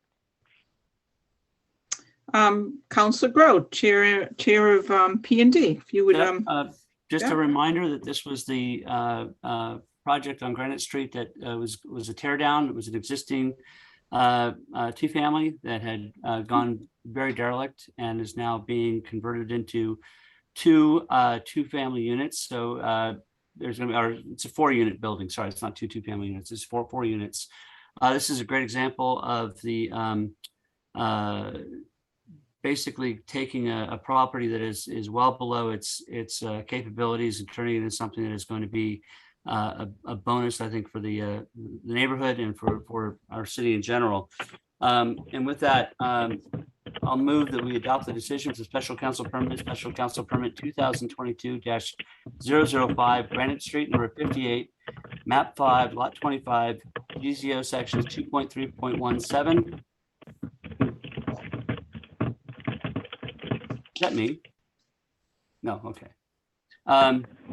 Conversion to a multifamily or apartment dwelling, 4 to 6 dwelling units, and 3.2.2 footnote A, dimensional requirements for multifamily dwellings and their accessory uses other than signs for the conversion of a 2-family to a 4-unit multifamily in the R5 district, and I so move.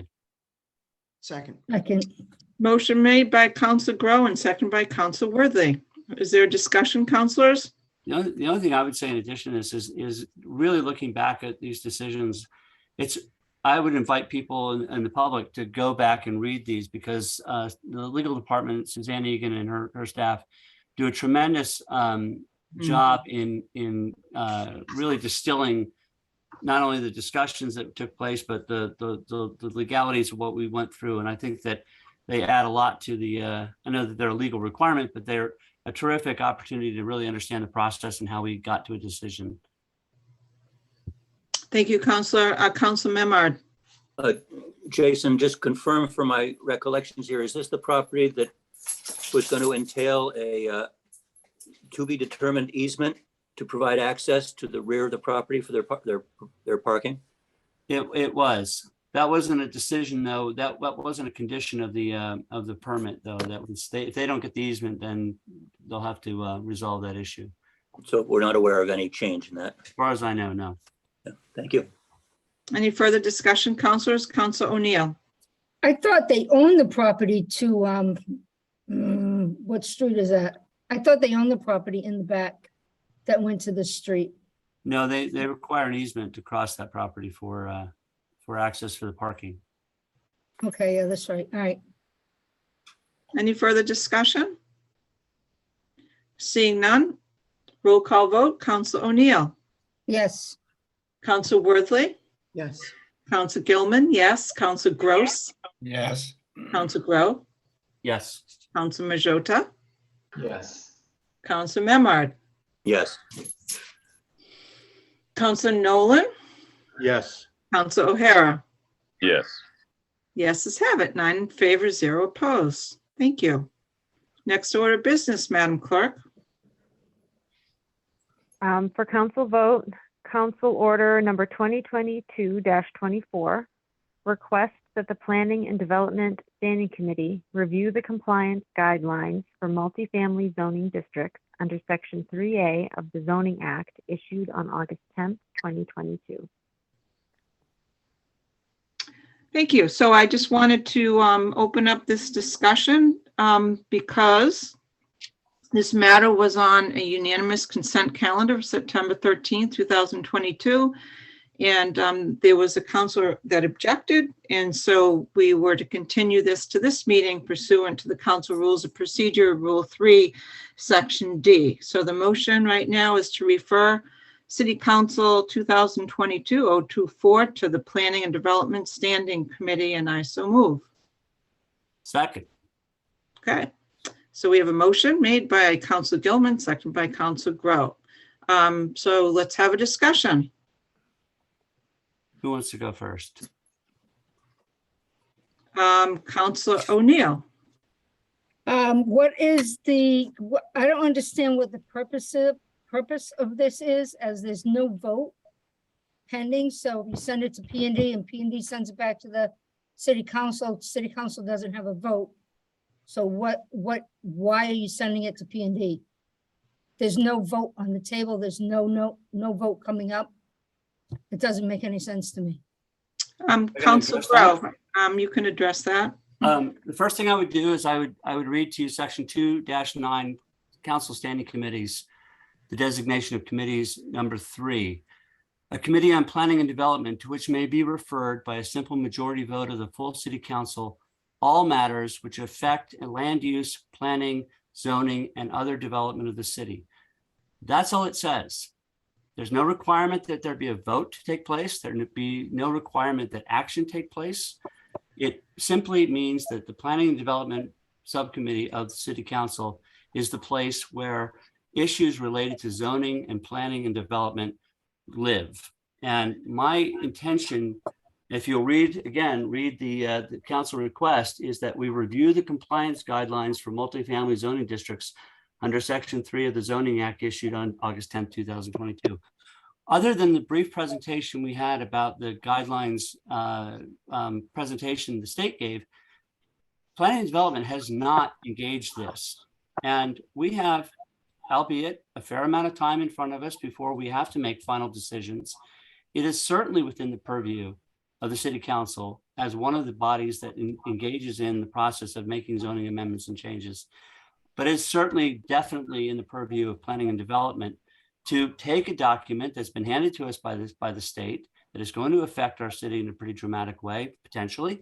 We need the opportunity to review that document at the very least. Whether we come out with any recommendations at that point is really not the issue at this point. The planning board has the authority to review this document as well. They can take this document and review it. My recommendation, and I'm sensitive to the administration's desire to initiate the comprehensive planning initiative, but ultimately this is going to be our responsibility. It'll be our responsibility as a council, and it's certainly our responsibility as a subcommittee to learn as much as we can about what these guidelines mean, how they impact Gloucester, how we adapt to what the guidelines say, and what we do in the best interest of the city of Gloucester. And we don't have to have a vote to refer something. We don't have to have an action to refer something other than what I've asked to do, which is to review the compliance guidelines. So I'm requesting the council's support to allow planning and development to do the job which we are commissioned to do under the charter, which is to refer and review all matters that affect land use, planning, zoning, and other development of the city. It's literally right there in the charter for us. So go ahead, Councilor O'Neill. So to what end? What is going to come out of that? Well, at the very least, what is the goal? The goal, at the very least, at the very onset of this, is a better understanding of what those guidelines mean for the city. Moving on from that, I understand, Councilor O'Neill, you may think that you understand them completely.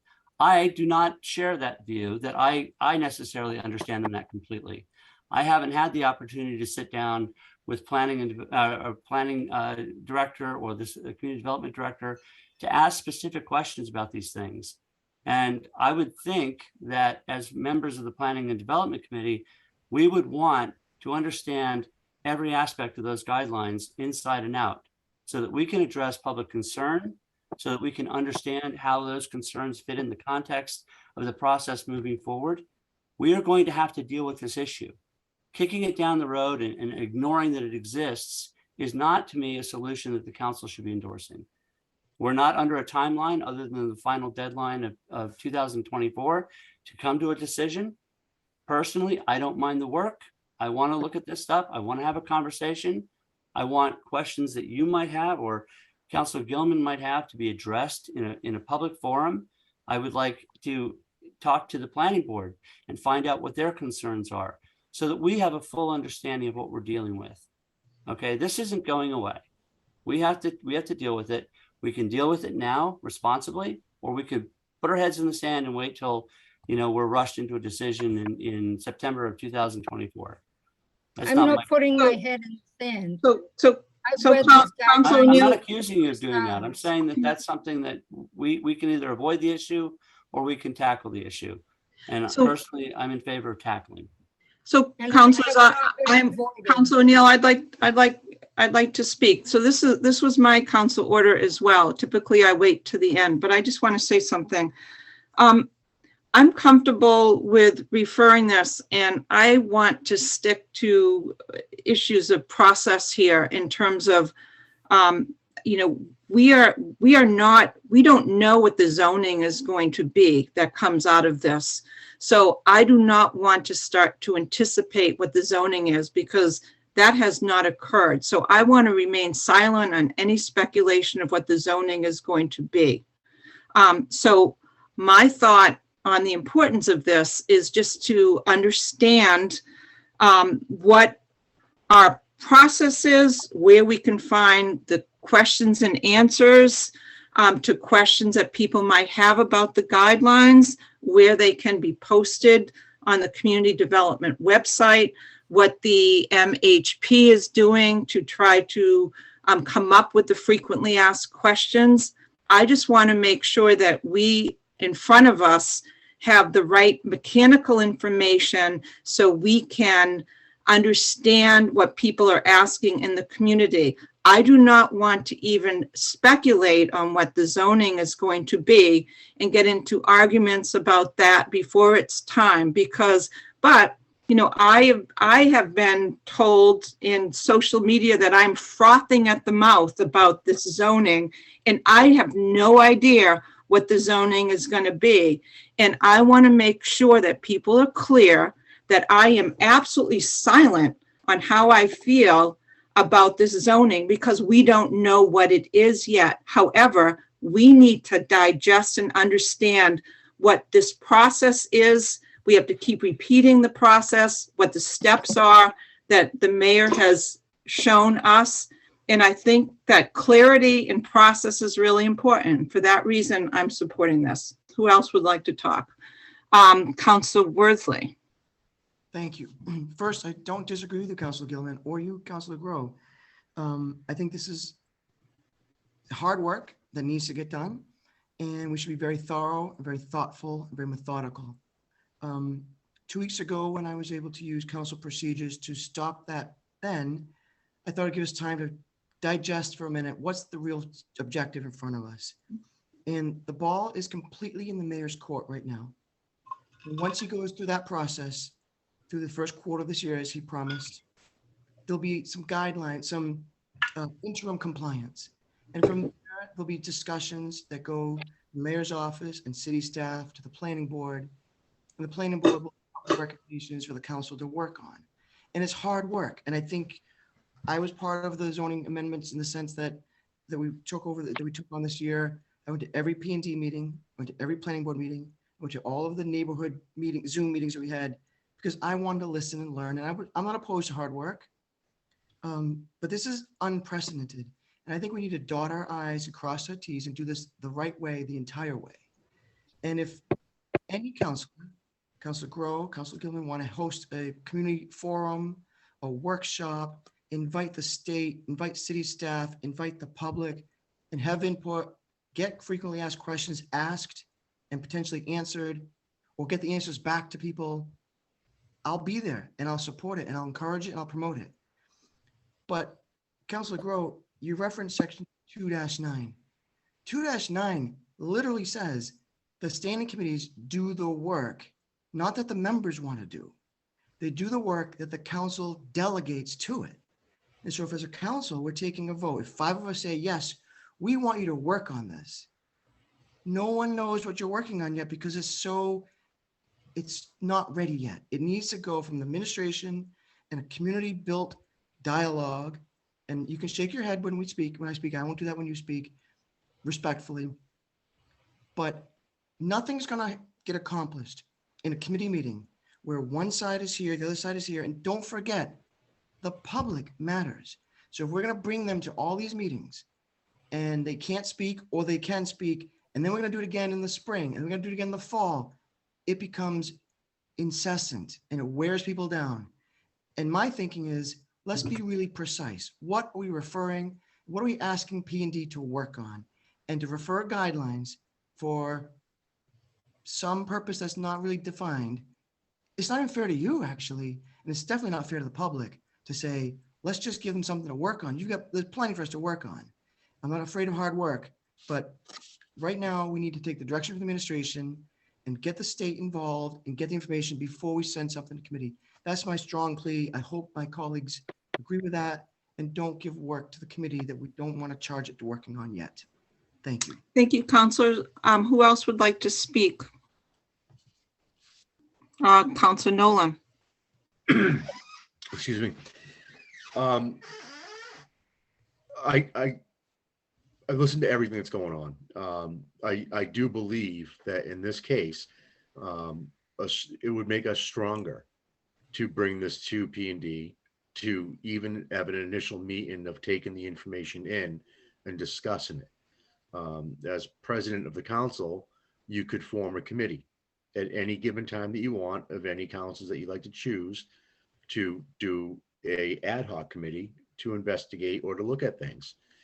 I think in the fairness, not fair, the fairness to the public, that the best platform for this may possibly be at the planning and development meeting. And the reason I say this is it's total transparency. It's Zoom, it's live, it's recorded. People can hear what's being said and what is being asked amongst each person. I don't think it's going to be a decision-making situation. I think it's gathering information, and it's a starting point for us to work on. And I think that if we do wait, then it may be too late to even go back on things that are being publicized that aren't true, or is someone's idea of what is going on. So I support sending it back to committee. In the beginning, I thought it was a little bit weird, but through the last meeting, I obviously felt that it needed to go this way. I do support this, and I think it's the most fair way and transparent way. And some people may not like it. It is what it is, but there's only one way of making people know that you're working on something and knowing what's being said, and that's to do it on record. And I think it's the fairest thing we can do right now is to get a look at it. It may only be one meeting, but send it out and get a look at it. Thank you. Thank you, councilors. Any further comments? Councilor Gross and then Councilor Memard. I think Councilor Memard had his hand up before me. Okay, Councilor Memard, go ahead. And then Councilor Majota has his hand up as well.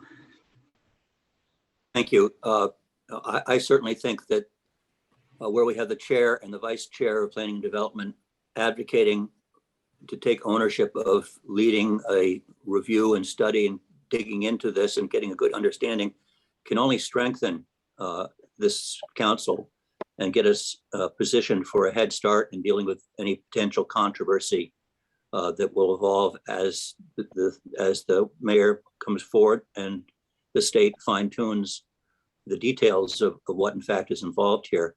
And I welcome, I look forward to attending those planning and development subcommittee meetings, and likewise the general public knows who the chair and the vice chair and the other committee members are, and they are welcome to submit questions or participate through those counselors, even if it's not a public meeting. But I think it's a great idea. I think it's going to be a complicated subject.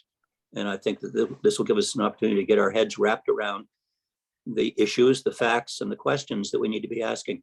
So I'm all in favor of proceeding as requested by the chair, Planning Development Chair, Councilor Grow.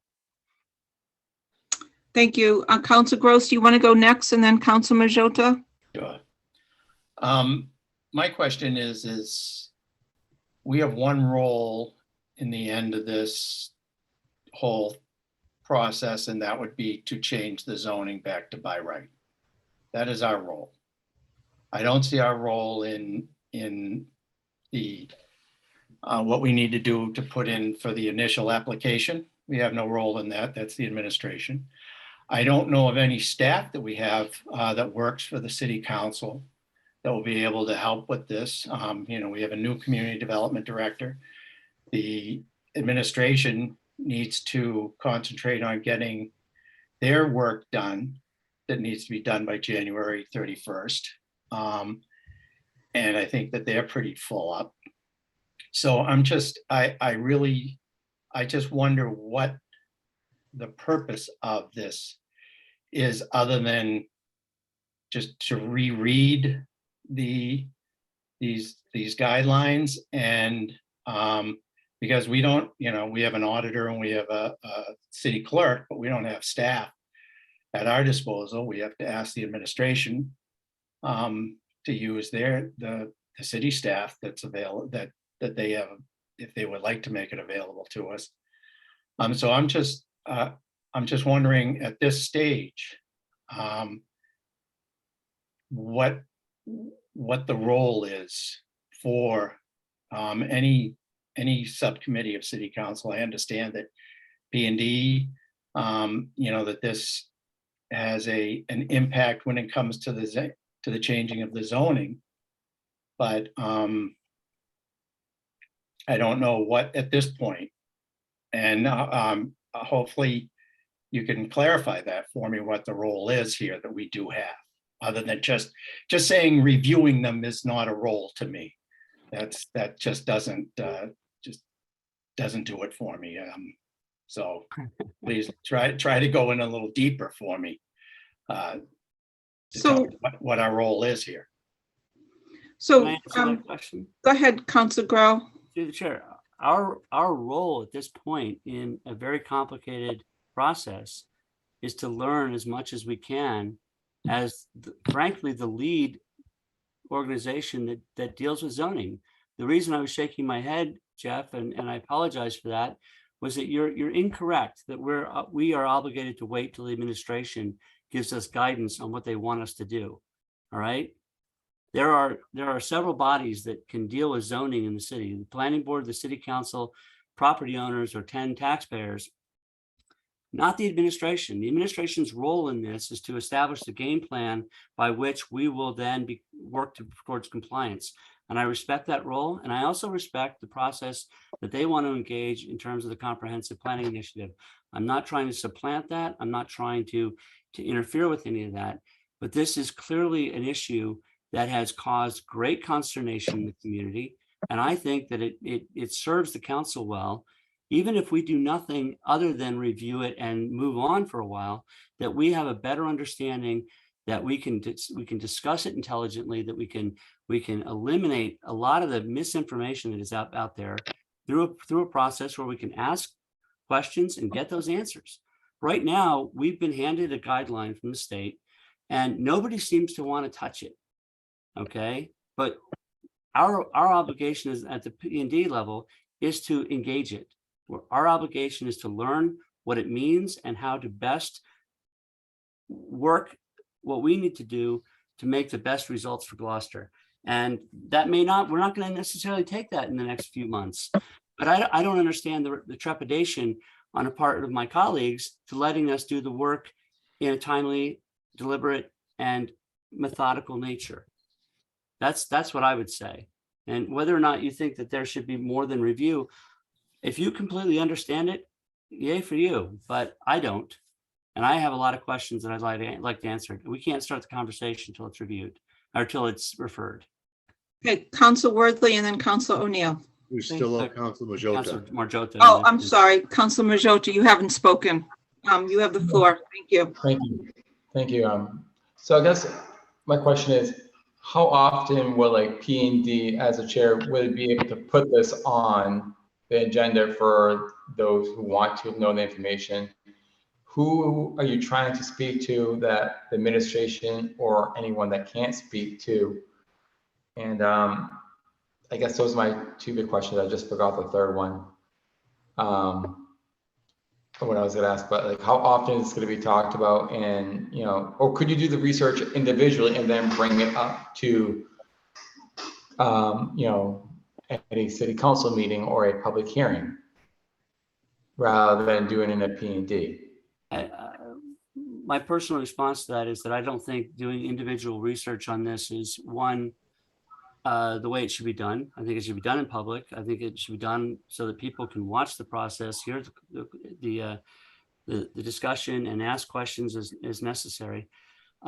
It's also going to be a lot more taxing to do it individually. I don't think that I or Councilor Gilman or Councilor O'Neill have the expertise to go through this and answer our own questions.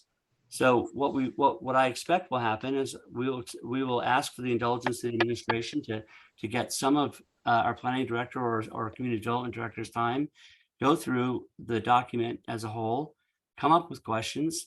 We have access at some point to outside consultants and experts that we can ask and we can invite in, but none of this can happen until we have it referred to P&D. And to be honest with you, I can't recall any time in any history where we've had so much difficulty referring something to a subcommittee for review. So, I mean, I appreciate your concerns, but yeah. I'm going to choose Council O'Hara because he hasn't spoken yet. Council O'Hara, you have the floor. Thank you. My question is the beginning and the end. What is it? Where are we going? What are we trying to achieve?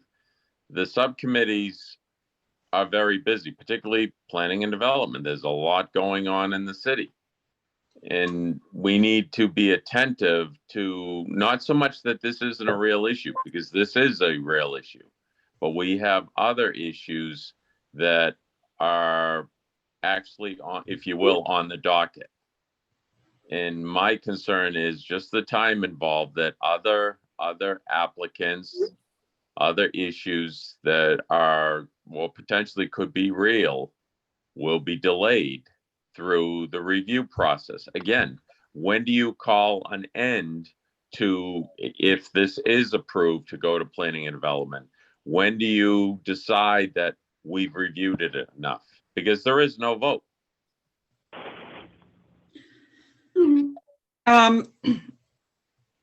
Councilor Grow, in respect to you and your position, I'll ask you to address Councilor. I guess I would ask, am I really supposed to be answering these questions? I mean, first off, as was pointed out, both the chair and the vice chair of this committee, and I'm hoping that the member, Councilor O'Neill, will join in on this, are asking for the work.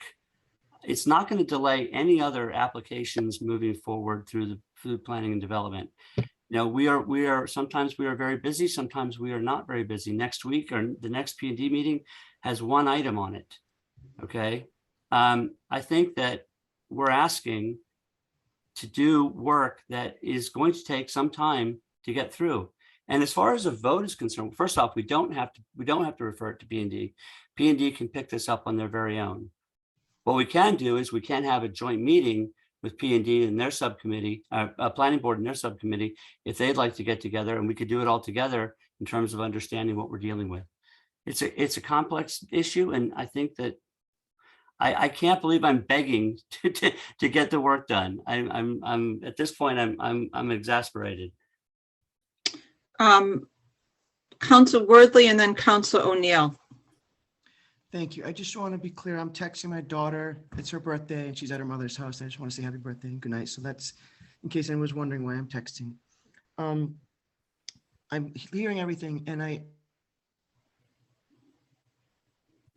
Council Worthy, we can't hear you again. We lost you. Council Worthy, we can't hear you. I had nothing to do with that. Sure. You're 100% responsible, Jason. He somehow hacked into his computer. I'm Can't sorry. hear you. Is it good now? Sorry. Okay, say Council something. Worthy, we'll come back to you. I'm going to move to Council O'Neill. It's getting late. Sorry, thank you. Haven't we been going over these since January? I've been reading this day and night. I read the draft guidelines 5 times. I've read the new guidelines. How many times do we have to rehash this? Well, we haven't hashed it yet at P&D. I So have hashed it. Yeah. you hash away. But I we mean, haven't. we hashed. haven't we? We've talked about this at P&D. No, we haven't. The guidelines, we've never talked about the guidelines. The the amendments that we handled last year were not amendments from these guidelines, right? Because the guidelines weren't final, right? I stand corrected. Yeah. So let me, Council Worthy, would you yield the floor to me right now, if you don't mind? I appreciate that. So here's my feeling, okay? I'm a process person, councilors. I think you know it's almost a fault of mine to be a process person. And my desire at P&D is just to reiterate what the process is here and to make sure that we are outlining the steps that are going to be taken. And if there are questions that need to be better answered, that we have a flow of question and answers, that we can make sure that we are handling and getting the accurate information to questions and answers. And if we don't do that process, then I'm concerned that our jobs on this council are going to be talking to people one-on-one constantly, which is going to take a lot more time than if we just were to have this conversation in a transparent meeting.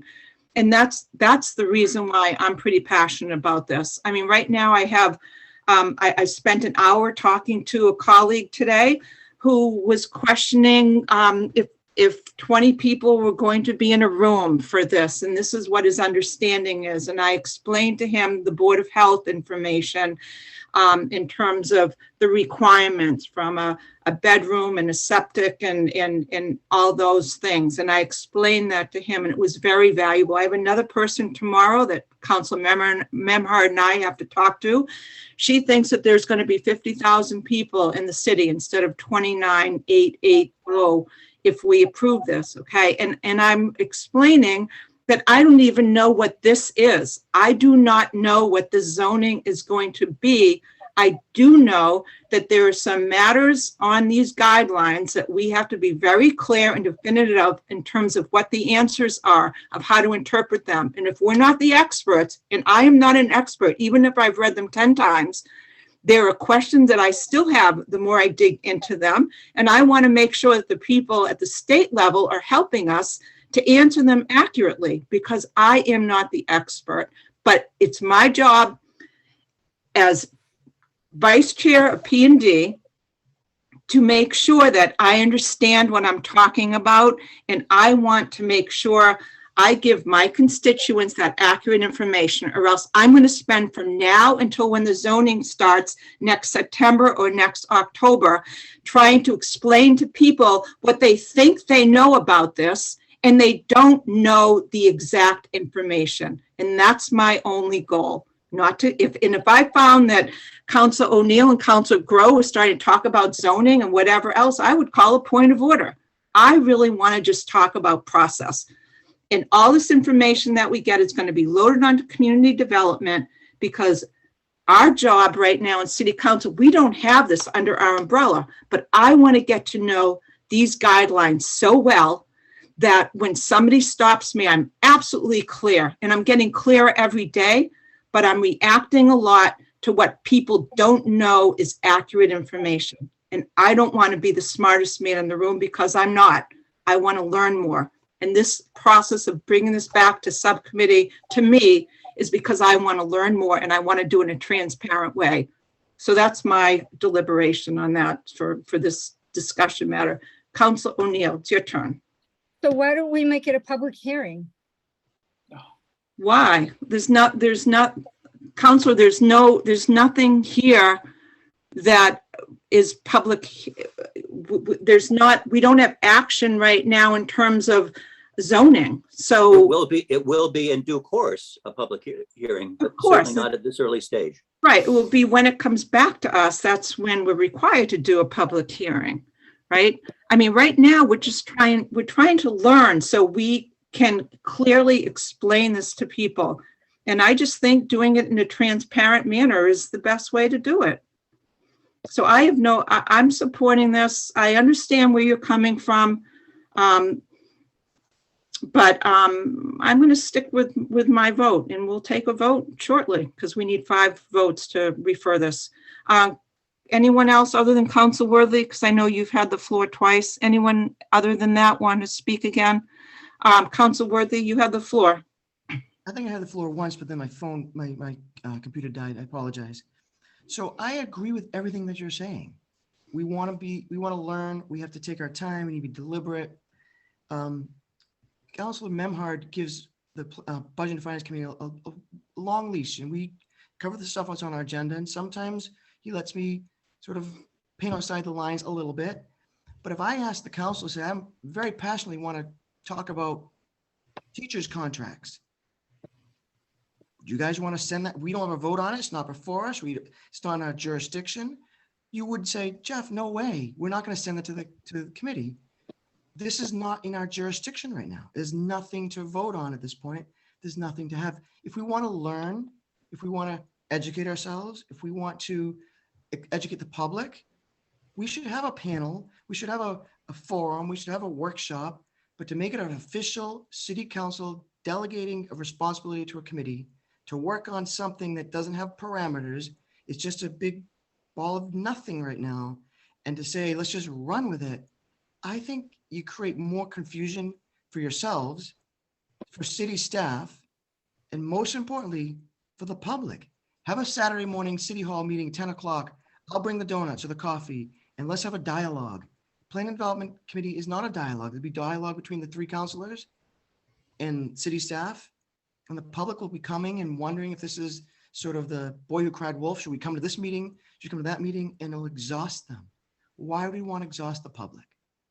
I want to be transparent, don't get me wrong, but to just have meetings without a specific purpose, I don't want to charge a committee with working on something that's not before us.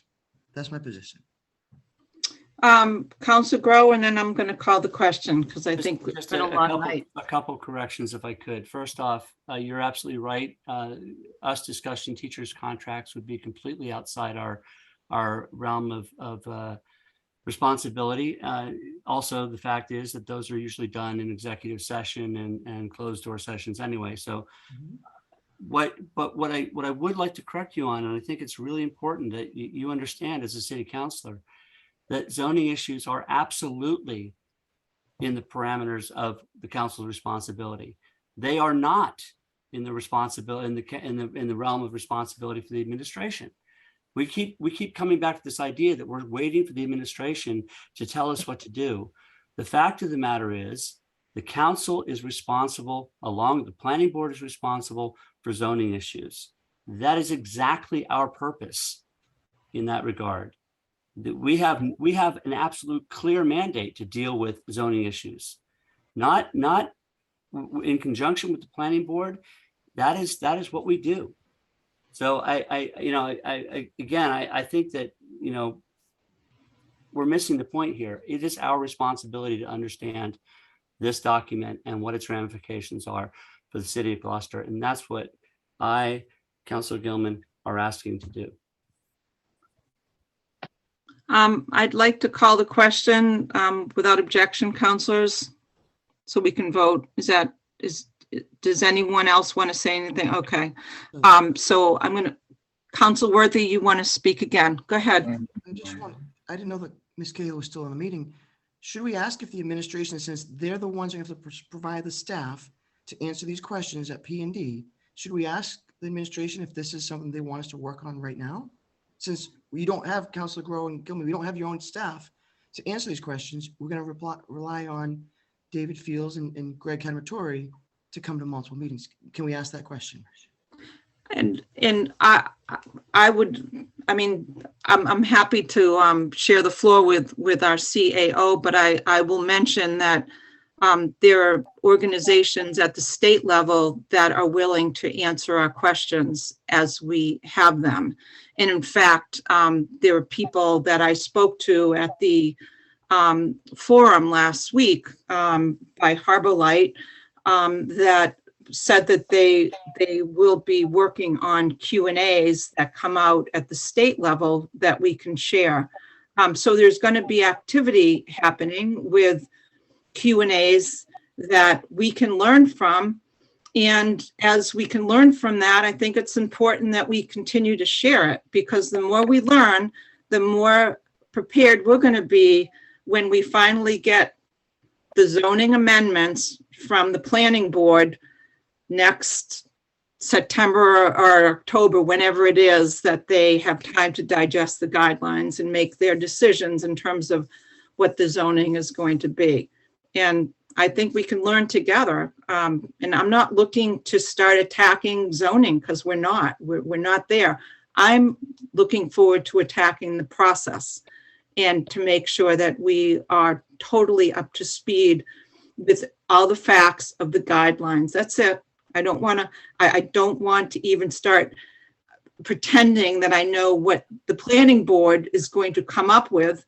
I'll attend and listen into all their meetings, but I don't know what that's going to be. Plus, they're interjecting this with the whole process of another Janice Stoluto conversation about the higher level, which is kind of exciting to me. So there's a lot going to be happening. So anyway, Jill, if you want to say anything, and then I think we're ready to call the question. Sure. Thank you, Madam President. I think the short version of this answer for Mayor Verga is he's a big believer in each branch of government has their role. The mayor has laid out their plan and their role, and city council has their role. I think it is absolutely the role of city council to create zoning. It is not the role. And if the Planning and Development Committee wants to start this discussion now, then they should do so. There's a big task in front of them. We've already had our general counsel who works for city council. She has a really important role in explaining these rules versus zoning, right? When it gets to the zoning piece, then you get to planning. But the general counsel's already made it clear that she's prepared to answer questions on process and the role of the legislative body. So we support you guys doing the work of the legislative body. Thank you, Jill. So we ready to call the questions, counselors, and vote? Councilor Majota. Did Frank have a No, question? no, sorry. It's ready to vote. Careful about raising your hand. Terrific. So without objection, the question is to refer City Council 2022-024 to the Planning and Development Standing Committee, and I so move. Second. Motion made by Gilman, seconded by Council Grow. Any further discussion? Okay, let's do a roll call vote, and we need a majority to refer this. So I'm going to write down what the votes are, because I know it will be, so I just want to make sure I'm doing my job. Councilor O'Neill. No. Councilor Worthley. No, thank you. Councilor Gilman. Yes. Councilor Gross. Yes. Councilor Grow. Yes. Councilor Majota. Yes. Councilor Memard. Yes. Councilor Nolan. Yes. Councilor O'Hara. Oh, no. The yeses have it. 1, 2, 3.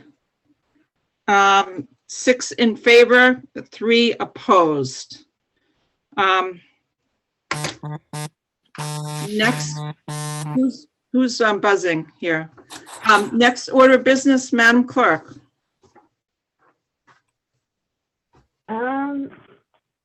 Looks like we're done. Right, I don't see any other, in more ways than one. So I think the last thing is council request to the mayor. So we'll I go. apologize. It's okay. So we're going to go in roll call order. So we're going to start with, do I have an old Counselor O'Neill? Yes, thank you. I would like to request to the mayor to pave the upper half of School Street. I know he has a paving project or a paving plan, and that he's going to do the sidewalks on School Street. But the people who use Upper School Street are, many of them, excuse me, live in McPherson Park. And they walk to Shaw's with walkers and canes, and they get pushed in wheelchairs. So I think it's really, really important. I mean, I've seen the amount of money we're spending, millions of dollars. I just think that the elderly deserve a better place to walk to get their food. That's all they're asking. Can I have, I know they're gonna do the sidewalks. I spoke with the mayor about that, and I know he has a plan. I'm asking him to add the actual street of the upper half of the actual street of School Street from Prospect Street to Railroad Ave, because it is used by the elderly. And I'm very much afraid that someone's gonna fall and break a hip. So that's my request. Thank you. Thank you, Counselor. Next up is Counsel Worthley. Thank you. I have a few things, but I wonder if you can come back to me because it's my daughter's birthday. She wants me to call her and say goodnight real quickly. I'll be back in a minute, if that's all right. Okay. Counselor Gilman. I will go last. Counselor Gross. I just, I don't have any requests to the mayor right now, but I would like to say I got my energy audit today. So when they come a knocking, sign up, because there's gonna be, you know, we did it a few years ago and we got rebates for a new boiler and a zero interest loan. That, you know, the rebate didn't cover all of it, but it covered a big portion of it. And then the zero interest loan, which are always handy, particularly right now with the interest rates climbing, if you needed, and we needed a boiler at the time. But there's going to be more and more of this stuff coming with the Inflation Reduction Act stuff that's going to be coming out. So I highly recommend calling them up and have them come in. I got a dozen new LED bulbs, so that was well worth it. We were covered on all the water fixtures, so we didn't need to do anything there, but can't speak more highly of them. So Great. Thank you, Counselor. Thank you for that. Counselor Grow. Do you have any requests? Yeah, no, I know. I don't have anything additional tonight. I do want to thank the council for joining in on the Wearing Orange for the open door and recognizing hunger awareness. Just to remind people that there isn't one of us here who doesn't know someone who has been impacted by what has happened at the open door. And I think that is true across the entire city, that every single person has a friend, a neighbor, a relative who has somehow at one time or another needed the assistance of the open door. And just remind, you know, we all know what a great resource it is, but it's a really important aspect of our community, and I'm just so proud of it. That's it. Thank you, Counselor. Counselor Majota. Yes, just one request is a crosswalk. It's near a bus stop on Poplar and Foley Road. I sent the email into the mayor's office, and I'm just now letting them know via city council meeting, but that is my only request to the mayor's office. Thank you, Counselor. Counselor Memard. I don't have a request per se, but rather a statement of gratitude, because on several matters that I have brought to the attention of the mayor's office. I've been getting fantastic follow-up. And, you know, to the extent that the mayor has called me on a Friday to check on and update me on one matter, and then he's called me again on a Sunday to further follow up on several matters. So, and then I saw him at Cape Ann Coffees yesterday, and he was following up on further things. So I just really appreciate his attention to our constituents' requests and his help in trying to get things done in our neighborhoods. Thank you, Counselor. Counselor Nolan. I don't have any requests, but I want to put a big shout out to the Community Impact Unit in the Gloucester Police Department for another great event they held this weekend. I want to thank Mayor Greg Verger and our CAO Jill Cahill for volunteering in the dunk tank. I couldn't make it there personally to try to put my arm to work, but I was there with them mentally, and hopefully everything worked out well. Thank you, Counselor. Counselor O'Hara. Thank you. This is kind of a sensitive issue, but and I want to thank Councilor O'Neill, Councilor Worthley for the cleanup efforts of a week ago, which I participated in. I was working with Councilor Gross in the railroad station area, Washington Street Railroad Ave. Drug paraphernalia, needles, and I'm hearing, I saw it firsthand. I picked up a couple of them. I had a picker with me. But constituents are telling me that they are finding more needles. They've been personally violated. The unfortunate, what comes with drugs, and illegal drugs maybe, but theft. Again, people are, their personal lives are being violated by drugs. And I saw it firsthand downtown. I'd hate to have a child come upon these needles. You know, what they're being used for, God forbid, but and we as a council can't stop anything. And, you know, I know the mayor and the administration, they work hard, the police department, but I just want to say publicly that it's an issue within our city. And if we can do anything to try to help reduce it, I would appreciate it. I know many constituents would as well. Thank you. Thank you, Counselor. We're back to Counselor Worthley for requests. Thank you. I apologize for not being part of that dialogue. It is my daughter's birthday and she was blowing up my phone because she was getting tired. So thank you for indulging me. I do want to talk about the cleanup for a moment. I want to be thankful, express my gratitude to Councilor O'Neill, to Councilor Gross, Councilor Gilman, Councilor O'Hara. It was fantastic. And I'm still grateful and overwhelmed with how effective it was. And yes, there were needles, but there was a lot of other positive things that came of that I think we should also talk about. We had 84 volunteers appear. Wow. They just kept coming and kept coming and kept coming. And so I think we should all feel very positive about just that spirit of cooperation and volunteerism and that people care. And it wasn't just people who live in the neighborhood. People from throughout the whole city came by. Ward 4, Ward 5, Ward 1, Ward 3. So thank you. There's so many organizations I need to thank. You'll see a post in the next couple of days. But I also want to say people who couldn't come said, when's the next one? Let's do it again. So I want to just take that moment of real appreciation for all the work people did. And we made a big difference. And I can't be more humbled and grateful for what happened. So thank you, everybody who participated. And even if you didn't, if you shared the post, all that was very helpful. So school's in session. I think we talked about this 2 weeks ago.